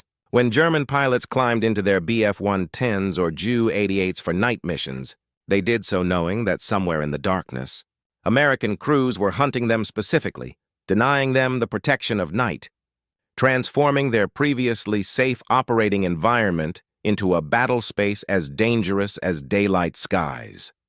And this transformation happened not gradually, but with shocking suddenness. In less than a year, from the spring of 1944 to the winter of 1945, the Black Widow and its crews fundamentally altered the balance of power in nocturnal skies over Europe. They achieved this not through numerical superiority. Black Widow units remained relatively small compared to dayfighter squadrons, but through the psychological impact of denying the enemy their last refuge. When even darkness provides no safety, when even night brings hunter-killer aircraft equipped with radar that can see through clouds and darkness, the effect on morale and operational capability cannot be measured solely in kill statistics. Lieutenant Paul Smith, a Black Widow pilot with the 422nd Squadron, perhaps captured this psychological dimension best in a letter home written in January 1945. "We don't just shoot down enemy aircraft. We haunt them. They never know when we're there until we want them to know. We've got guys who will follow a German night fighter for 10 or 15 minutes, just sitting in his blind spot, close enough to count the rivets on his fuselage, watching him on radar while he flies along completely unaware. Then, when we're ready, we move into firing position and end it. It's not sporting, I suppose, but after what they did to London, to Rotterdam, to all those cities they bombed at night when people couldn't see them coming, well, let's just say there's a certain justice in it." Justice, perhaps, but also something more. The decisive advantage that comes from refusing to accept limitations as permanent, from looking at a problem, in this case, the problem of fighting at night, and engineering a solution so comprehensive that it doesn't just match the enemy's capability but renders it obsolete. While the Black Widow made its reputation in European skies, a parallel story unfolded across the vast distances of the Pacific theater, where the challenges of night operations took on different dimensions but proved equally decisive. The first P-61 squadron to enter combat operations did so not in Europe but in the South Pacific, where the 6th Night Fighter Squadron began flying combat missions from Guadalcanal in May 1944. The Pacific presented unique challenges that tested the Black Widow's capabilities in ways the European theater did not. Distances were immense. Routine patrols covered hundreds of miles of open ocean, where navigation relied entirely on instruments and dead reckoning. Weather was unpredictable and violent, with tropical storms materializing with little warning, and the enemy employed night tactics that differed significantly from German procedures. Japanese forces had embraced night operations from the war's beginning, not from technical sophistication, but from necessity and doctrine. Their culture emphasized night attack as tactically sound, and they had developed considerable skill in nocturnal bombing raids, supply runs, and infiltration missions. The Tokyo Express, Allied nickname for Japanese naval supply, runs down the Solomon Islands chain, operated almost exclusively at night, delivering troops and supplies under cover of darkness to avoid American air superiority during daylight hours. Against this enemy, the Black Widow proved devastatingly effective, but in different ways than in Europe. Lieutenant Dale Haberman of the 6th Night Fighter Squadron scored the Black Widow's first kill in the Pacific on the night of June 30th, 1944, intercepting a Japanese bomber over Tacloban. His combat report describes an engagement that lasted less than 4 minutes from first radar contact to confirmed kill, conducted in total darkness over open water. But the Pacific Black Widows evolved a mission profile that went beyond simple interception. They became intruders and strike aircraft, hunting Japanese shipping and airfields with the same radar sets designed for air-to-air combat. The SCR-720 radar could detect ships at ranges up to 20 miles, and Black Widow crews quickly learned to use this capability for night strikes against Japanese naval forces. Captain James Bradford's crew pioneered these tactics in July 1944, achieving radar contact on a Japanese destroyer at 18 miles during a routine patrol off Bougainville. Bradford approached at low altitude, used the radar to position for an attack run, and strafed the destroyer with his 420mm cannon before the ship's crew could man their anti-aircraft guns. The destroyer survived, but the attack demonstrated a capability no one had anticipated during the Black Widow's design phase. It could conduct effective night attacks against naval targets using equipment designed for aerial interception. By September 1944, Black Widow squadrons in the Pacific had expanded their mission portfolio to include close air support for ground forces, armed reconnaissance, and what would later be called battlefield interdiction. The aircraft's radar could detect vehicle movement on roads, concentrations of troops, even individual buildings in total darkness. Crews would patrol over Japanese-held territory, hunting for any sign of movement, then attack with cannon fire. The psychological effect on Japanese forces was significant. They had relied on darkness to move supplies and reposition troops, assuming American aircraft would be grounded. The arrival of Black Widows eliminated this assumption. Major Raymond Carroll, operations officer for the 418th Night Fighter Squadron in the Philippines, described the evolution of tactics in a letter to a colleague. "We've stopped thinking of the P-61 as purely a fighter. It's a night attack platform that can also shoot down aircraft. The radar gives us what amounts to night vision. We can see troop movements, vehicle convoys, anything that presents a radar return. We've worked out procedures for coordinating with ground forces, marking targets with radio beacons that we can home in on with radar. Last week, we supported a marine company that was surrounded, flew over their position all night, attacked any Japanese movement we detected, basically provided an aerial umbrella that kept the enemy from overrunning them. The Japanese expected darkness to be their ally. We've turned it into their enemy." The technological advantage represented by the Black Widow's radar proved even more decisive in the Pacific than in Europe, precisely because Japanese forces lacked comparable equipment. While German night fighters carried Liechtenstein radar and ground control could vector them effectively, Japanese night operations remained largely visual affairs. Japanese pilots relied on moonlight, searchlights, and their own keen eyesight.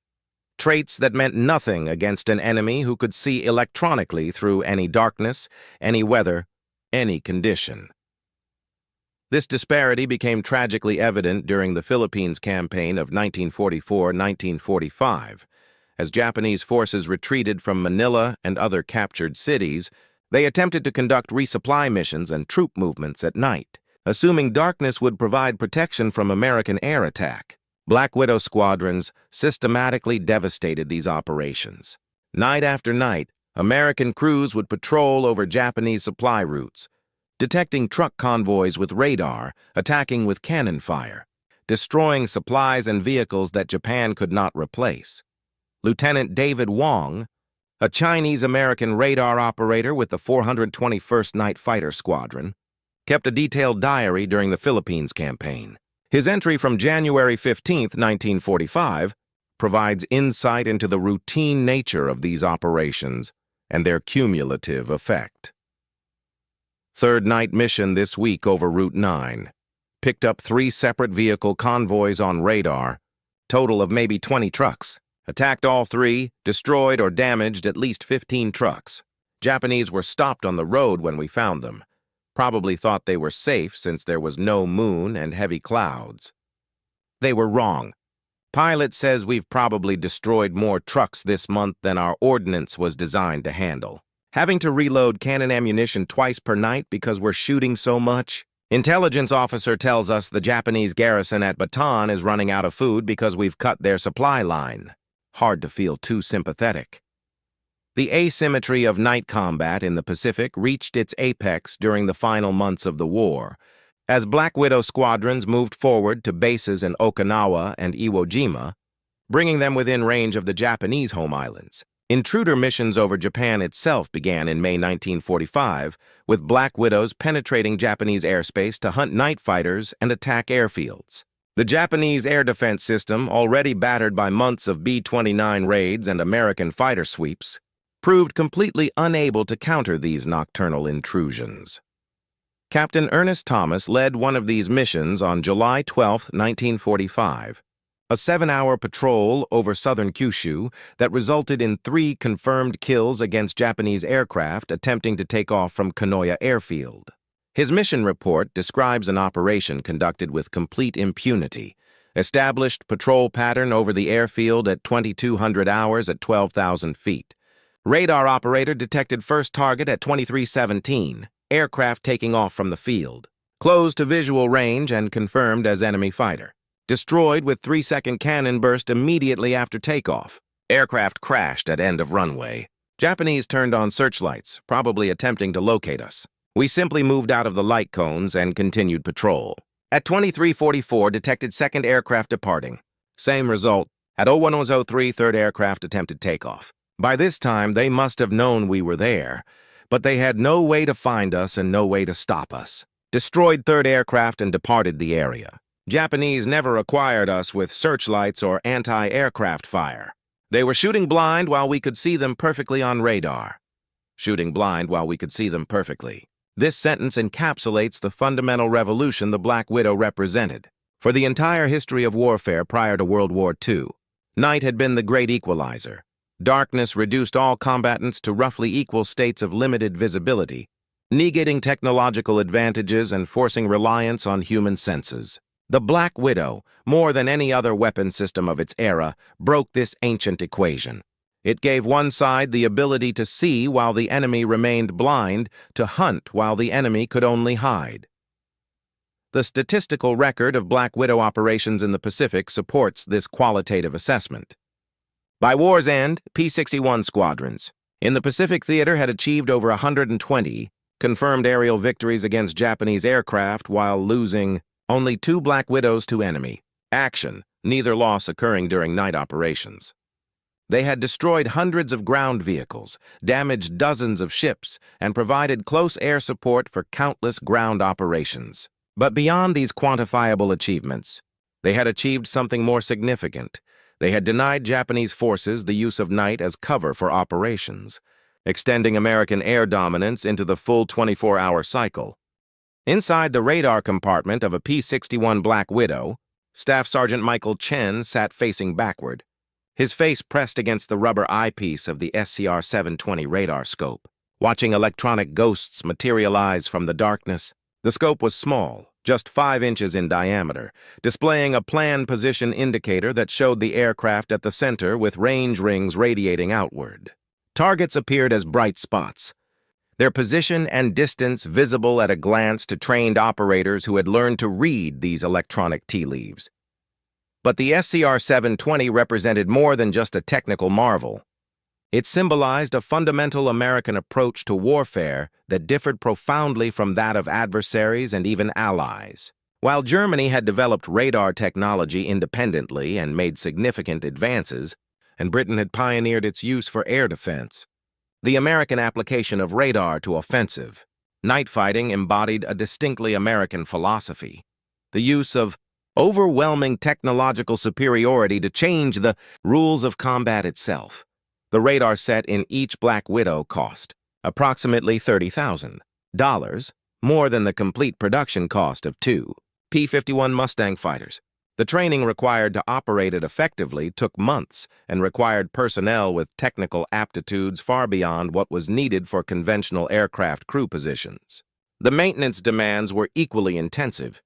Each radar set required regular calibration and tube replacements, and troubleshooting that drew on skills more common in electronics laboratories than forward air bases.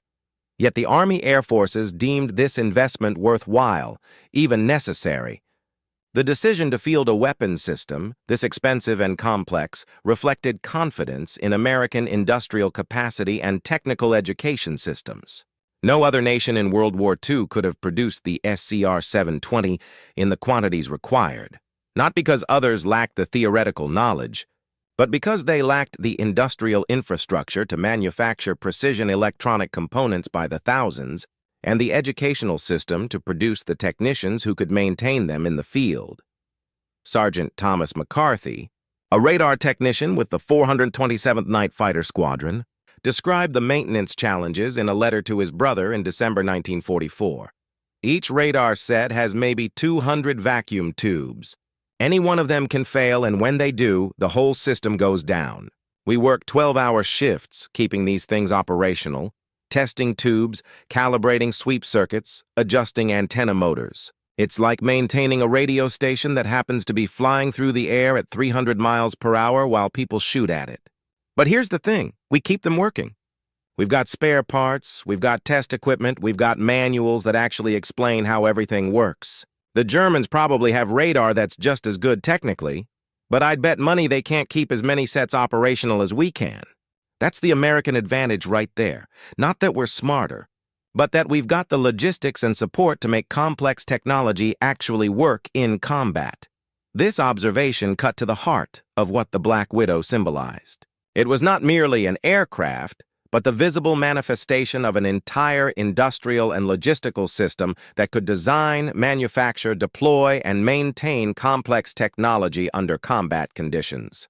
Each Black Widow required support from supply chains stretching back to factories in California, from radar tube manufacturers in New Jersey, from the training bases in Florida where crews learned their craft. The aircraft itself was almost incidental. What really mattered was the system that put it over enemy territory with functioning equipment and trained crews. Night after night, regardless of losses or maintenance challenges, the Germans understood this reality, even as it defeated them. A Luftwaffe technical intelligence report from February 1945, captured at the war's end, contained this assessment of the P-61.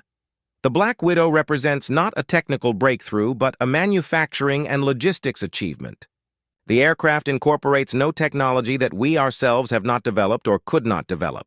What we cannot match is the ability to produce such aircraft in quantity while simultaneously maintaining the complex systems they require. Each P-61 represents an investment in training, maintenance infrastructure, and supply chain management that equals or exceeds the investment in the aircraft itself. This is industrial warfare on a scale we cannot match. But the radar itself, for all its technical sophistication, served as symbol of something beyond mere industrial capacity. It represented the American faith in technology as solution, the belief that proper application of engineering and resources could overcome any obstacle, render any traditional limitation obsolete. Where other nations adapted to the constraints of night warfare, accepting darkness as a fundamental limiting factor, Americans built a machine that made darkness irrelevant. This was not arrogance, or not merely arrogance, but rather a deeply embedded cultural assumption that problems exist to be solved, that limitations exist to be overcome. The Black Widow crews themselves understood that they represented this philosophy made physical.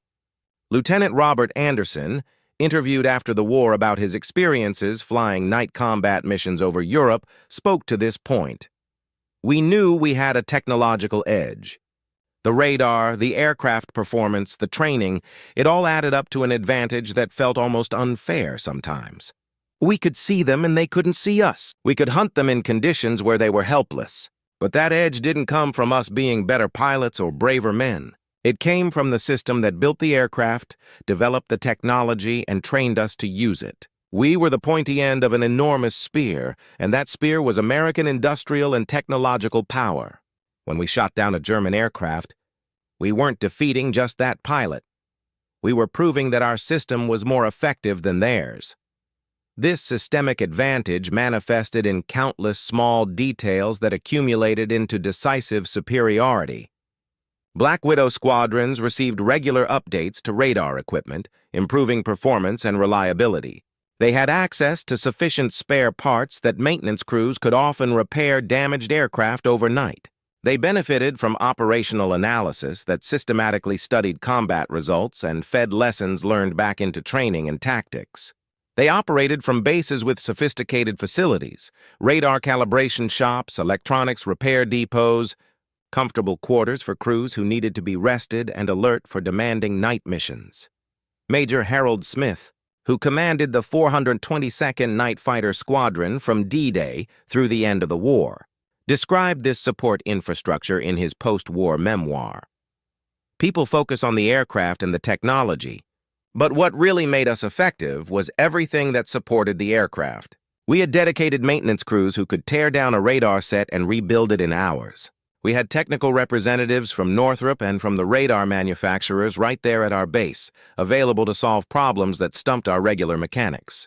We had a steady flow of replacement aircraft and equipment. We had excellent intelligence about enemy movements and tactics. We had reliable radios for communication with ground control. All of this meant that when we launched a mission, we could focus entirely on finding and destroying the enemy, confident that our equipment would work and that we'd have the support needed to sustain operations. That confidence was itself a weapon. In contrast, German night fighter squadrons by 1944 were operating under increasingly severe resource constraints. Spare parts became scarce as Allied bombing disrupted supply chains. Fuel shortages limited training flights. Radar equipment failures sometimes went unrepaired for days or weeks. The industrial and logistical system that had sustained German air operations was crumbling under the weight of round-the-clock bombing and territorial losses. A captured Luftwaffe pilot, shot down by a Black Widow over Belgium in December 1944, expressed this disparity clearly during interrogation. "We knew about your Black Widows. We knew they had good radar, knew they were hunting us over our own airfields. But knowing didn't help. Our radar was broken half the time because we had no replacement tubes. Our ground control equipment was destroyed by your bombers. We were using fuel so poor quality that engines failed regularly. Meanwhile, you flew whenever you wanted with equipment that worked, with apparently unlimited resources. How do you fight against that? It wasn't that you were better pilots, though you were good pilots. It was that you had everything you needed, and we had less and less every day. Everything you needed." This abundance, this logistical superiority, was perhaps the most American characteristic of the Black Widow program. The United States had entered the war late, but had used that time to build an industrial base capable of producing weapons in quantities that overwhelmed enemies through sheer material superiority. The Black Widow, expensive and complex though it was, could be manufactured in sufficient numbers to make a strategic difference because American industry had scaled to a level no other nation could match. By 1945, Northrop was producing Black Widows at a rate of 30 per month from its Hawthorne factory, while a second production line at Northrop's new Muroc facility added another 20 aircraft monthly. This production rate seems modest compared to fighters like the P-51, which were manufactured by the thousands. But for a highly specialized aircraft carrying complex electronic systems, the achievement was remarkable. Each Black Widow represented thousands of man-hours of skilled labor, precision manufacturing of radar components, careful assembly and testing of electronic systems. That this could be done on a production line, that these complex machines could be manufactured in quantity with consistent quality, demonstrated industrial capabilities that few nations possessed. The symbolism extended beyond mere numbers to questions of philosophy and values. The Black Widow was a democratic weapon in the sense that it embodied American values: faith in technology and progress, confidence in industrial capacity, belief that material resources properly applied could solve seemingly intractable problems.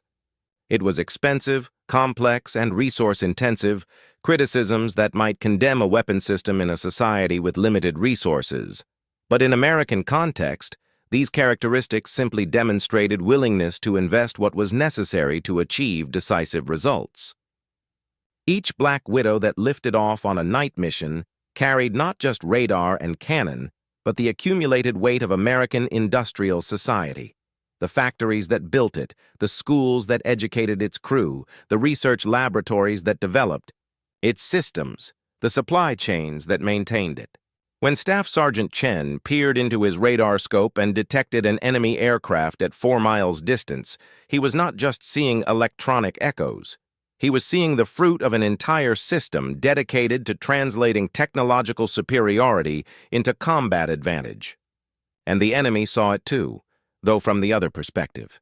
When German or Japanese pilots found themselves under attack by an enemy they could not see, could not effectively fight, could only flee from in terror, they were experiencing the sharp end of American industrial warfare. They were learning that darkness, which had protected humans for millennia, no longer provided protection against an enemy who could see electronically through any night. By January 1945, as Lieutenant Anderson's Black Widow prowled the frozen skies over Belgium, the transformation of night warfare doctrine was complete. What had begun as tentative experiments in nocturnal interception had evolved into a comprehensive offensive system that extended American air superiority through the full 24-hour cycle. But this transformation represented more than mere tactical innovation. It reflected a fundamental reconceptualization of how air warfare itself should be conducted. Before the Black Widow, night and day operations were largely separate disciplines, conducted by different aircraft using different tactics against different types of targets. Day fighters like the P-47 and P-51 owned the daylight skies, engaging enemy fighters and attacking ground targets with visual precision. Night operations belonged to bombers, which could hide in darkness, and to specialized night fighters, which protected friendly airspace from enemy bombers. The two realms rarely overlapped. The Black Widow erased this division. It was equally capable of conducting defensive patrols over friendly territory or offensive intruder missions deep into enemy airspace. It could hunt enemy aircraft or attack ground targets. It could operate independently or integrate with bomber streams, providing escort during night missions. Most significantly, it could transition seamlessly from one role to another during a single mission, adapting to whatever targets and opportunities presented themselves. This flexibility transformed American operational planning. Commanders could now maintain pressure on enemy forces around the clock, denying them the respite of darkness that had previously allowed recovery and repositioning. Supply convoys that moved only at night found themselves under attack. Airfields that had been safe after sunset became hunting grounds for Black Widow intruders. Even the simple act of turning on navigation lights or vehicle headlights became potentially fatal, as it created a target that radar-equipped hunters could detect from miles away. Lieutenant Colonel Winston Kratz, who served as operations officer for the 9th Air Force's Night Fighter Command, described this strategic impact in his post-war report. The P-61 changed how we thought about air operations fundamentally. Previously, we planned day missions and night missions as separate efforts. With the Black Widow, we began planning round-the-clock campaigns. We would send B-17s to bomb a factory during the day, then send Black Widows to patrol over the same factory at night, catching repair crews trying to fix damage in darkness. We would use day fighters to cut rail lines, then use Black Widows to destroy the rail equipment that came out at night to repair the tracks. We created a continuous operational tempo that gave the enemy no rest, no safe period to recover. This wasn't just more efficient. It was fundamentally different warfare. The psychological dimension of this continuous pressure proved as important as the physical damage inflicted. German forces, already strained by years of war and increasingly inadequate resources, found themselves under attack even in conditions they had considered safe. Sleep became difficult when Black Widows might strafe your position at any hour of darkness. Movement became dangerous when radar-equipped hunters prowled overhead. The simple knowledge that no time was safe, that no darkness provided genuine protection, eroded morale and forced operational changes that compounded other Allied advantages. A captured German officer, interrogated in March 1945 about factors affecting German military effectiveness, placed Black Widow operations surprisingly high on his list. "You must understand, we had learned to cope with your daylight bombing, your fighter sweeps, your ground attack aircraft. We knew they would come during day. We adjusted our operations to minimize exposure during daylight hours. We moved supplies at night. We repositioned troops after dark. This was manageable, barely, but manageable. When your Black Widows began, operating extensively, when we could no longer use darkness as protection, the cumulative strain became unbearable. Soldiers need rest. Equipment needs maintenance. Supplies need to move. All of this becomes vastly more difficult when you're under threat 24 hours per day. The Black Widow didn't defeat us by itself, but it eliminated the breathing space we needed to sustain operations. This doctrinal transformation extended beyond immediate tactical effects to influence post-war air power theory. The lessons learned from Black Widow operations informed the development of jet-powered night fighters in the late 1940s and guided the evolution of all-weather interceptors during the Cold War. The integration of radar and fire control systems that Black Widow crews pioneered became standard features in subsequent generations of fighter aircraft. The concept of round-the-clock air superiority, proven feasible by the P-61, became a fundamental objective of American air doctrine. But perhaps most significantly, the Black Widow demonstrated that technological superiority properly applied could compensate for late entry into a conflict. The United States had come to the night fighting game years after Britain and Germany had developed their techniques through painful experience. American night fighter pilots lacked the operational experience of their German counterparts, many of whom had hundreds of combat missions under their belts. Yet through superior technology and industrial support, American crews achieved effectiveness that matched or exceeded their more experienced opponents. This lesson, that technology and resources could substitute for experience, would become central to American military thinking in the decades following World War II. It reflected the American advantage in industrial capacity and suggested that conflicts could be won not just through brave soldiers and brilliant tactics, but through superior systems that empowered those soldiers and enabled those tactics. Lieutenant Herman Ernst, reflecting on his experience as a Black Widow pilot, articulated this perspective clearly. Most of us were pretty young, pretty inexperienced when we started flying combat missions. I was 22 years old, had maybe 200 hours in the P-61, and suddenly I'm hunting experienced German night fighter pilots over their own territory. Should have been terrifying, and honestly, sometimes it was. But we had better equipment, better training, better support. We had radar that let us see them before they could see us. We had an aircraft that could outperform what they were flying. We had ground support that kept our equipment working. In a fair fight between their experience and our technology, I'd take the technology every time. And it wasn't a fair fight. We had every advantage except experience. And experience matters. A lot less when you can see your enemy 4 miles away while he's still blind. Technology over experience, systems over heroics, industrial capacity over battlefield innovation. These principles, exemplified by the Black Widow program, would characterize American military operations for the rest of the century and beyond.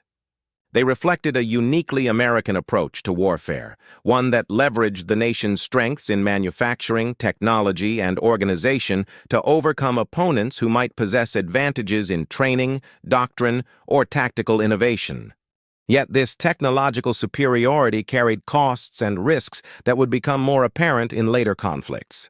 The Black Widow required enormous support infrastructure, maintenance personnel, spare parts, training facilities, specialized equipment. It demanded crew members with technical skills that took months to develop. It depended on supply chains that stretched across continents and oceans. In the context of World War II, with American industrial capacity at its peak and secure supply lines across the Atlantic and Pacific, these requirements posed no insurmountable problems. In other contexts, against different enemies, the wisdom of relying so heavily on complex technology would face severe tests. But in the winter of 1945, as Black Widow squadrons prowled the night skies over Germany and Japan, these future concerns remained invisible. What mattered was that American crews had transformed night from the enemy's refuge into a hunting ground where technological superiority gave them decisive advantage. They had rewritten the rules of aerial combat, extended American air dominance into hours previously ceded to the enemy, and proved that proper application of technology and resources could overcome even the most skilled opponents. Yet for all the technology, for all the radar sets and cannon and sophisticated systems, the Black Widow remained a machine flown by humans, and the human experience of night combat proved as important as any technical specification. Lieutenant Robert Anderson, sitting in the left-hand pilot's seat of his P-61 at 20,000 feet over Belgium, flew by instinct as much as instrument. Behind him, Staff Sergeant Michael Chen hunched over his radar scope, and Sergeant James Burke manned the dorsal turret. 3 men bound together in a machine hunting through darkness. The crew dynamic in a Black Widow differed fundamentally from that in single-seat fighters or heavy bombers. There was no pilot giving orders to subordinates, no commander directing a large crew. Instead, there was interdependence. The pilot flew the aircraft but depended entirely on the radar operator to find targets and guide intercepts. The radar operator controlled the hunt but relied on the pilot to position the aircraft for attack. The gunner provided an extra set of eyes and operated defensive armament but trusted the other 2 crew members to keep them alive. This mutual dependence created bonds that crew members would remember for the rest of their lives. Staff Sergeant Chen, interviewed 50 years after the war about his Black Widow service, spoke of this relationship with emotion still fresh. Bob Anderson was my pilot. But more than that, he was the man my life depended on every time we flew. And he trusted me to guide us to targets, to keep us aware of what was around us in darkness where he couldn't see. That kind of trust, that level of interdependence, it creates something deeper than friendship. I knew exactly how he would react in any situation. He knew exactly what I needed from him. We didn't have to talk much on intercepts. I'd give him a heading, he'd fly it. I'd say target 2 o'clock, 3 miles, and he'd adjust immediately. That coordination, that seamless teamwork, that was what made us effective. The psychological demands of night combat in a Black Widow were unique and intense.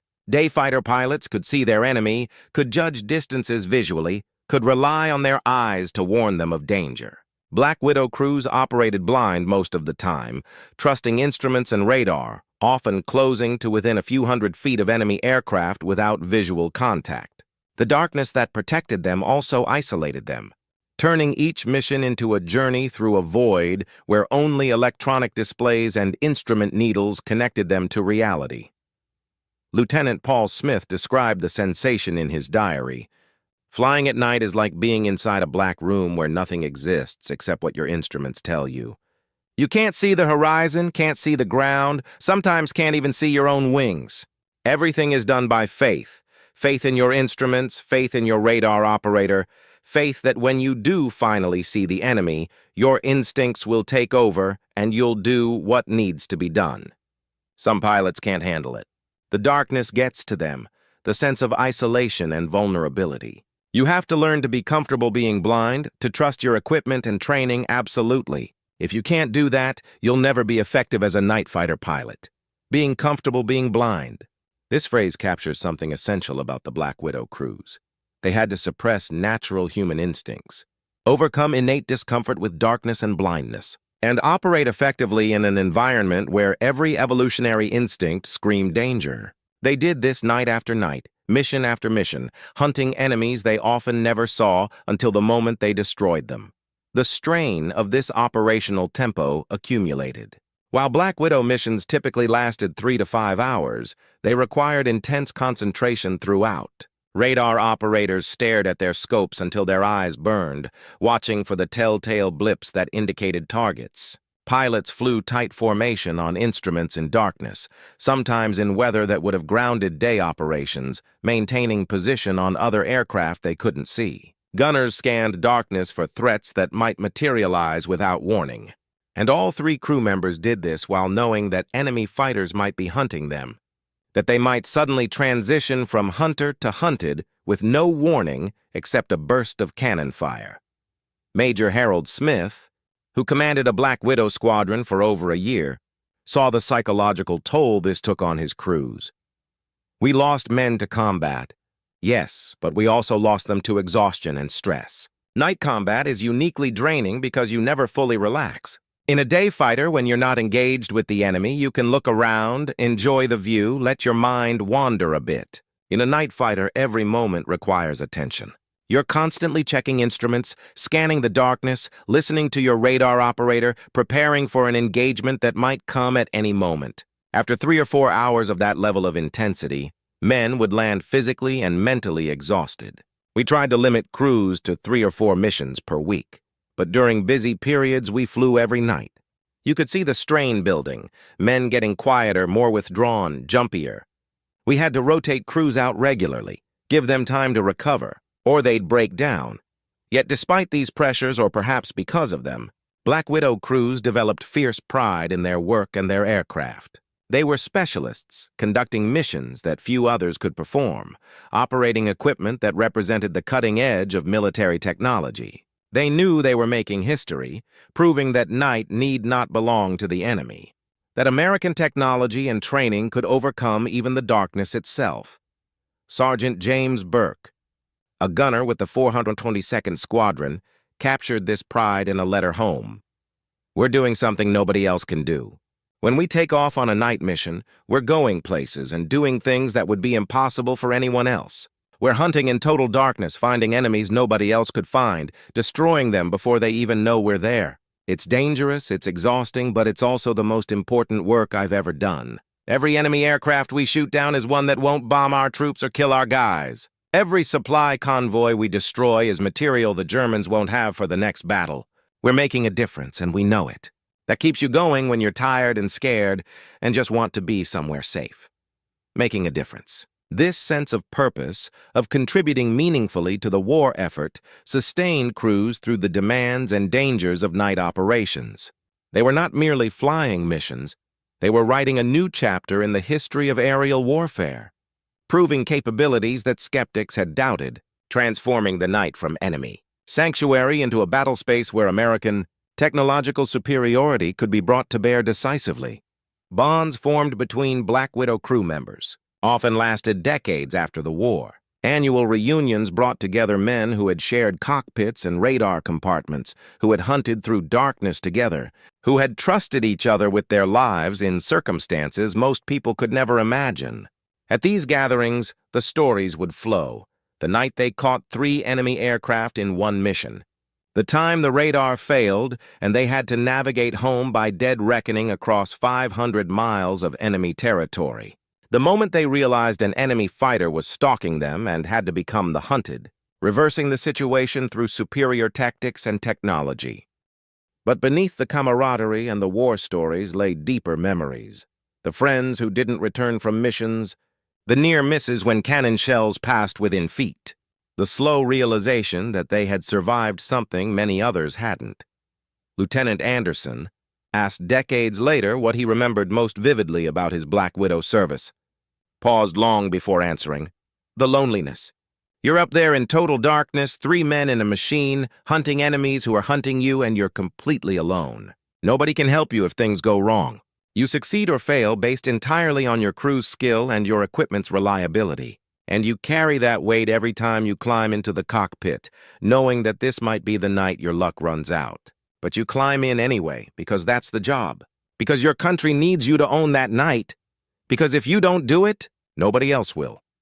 The last P-61 Black Widow was retired from active U.S. military service in 1954, replaced by jet-powered night fighters that carried on the mission but lacked the character of their piston-engine predecessor. The aircraft that had revolutionized night warfare became surplus, sold off to scrap dealers who cut them apart for aluminum salvage. Of over 700 Black Widows built, only 4 complete examples survive today, preserved in museums where visitors can examine, but never truly experience, what these machines represented to the men who flew them and the enemies who feared them.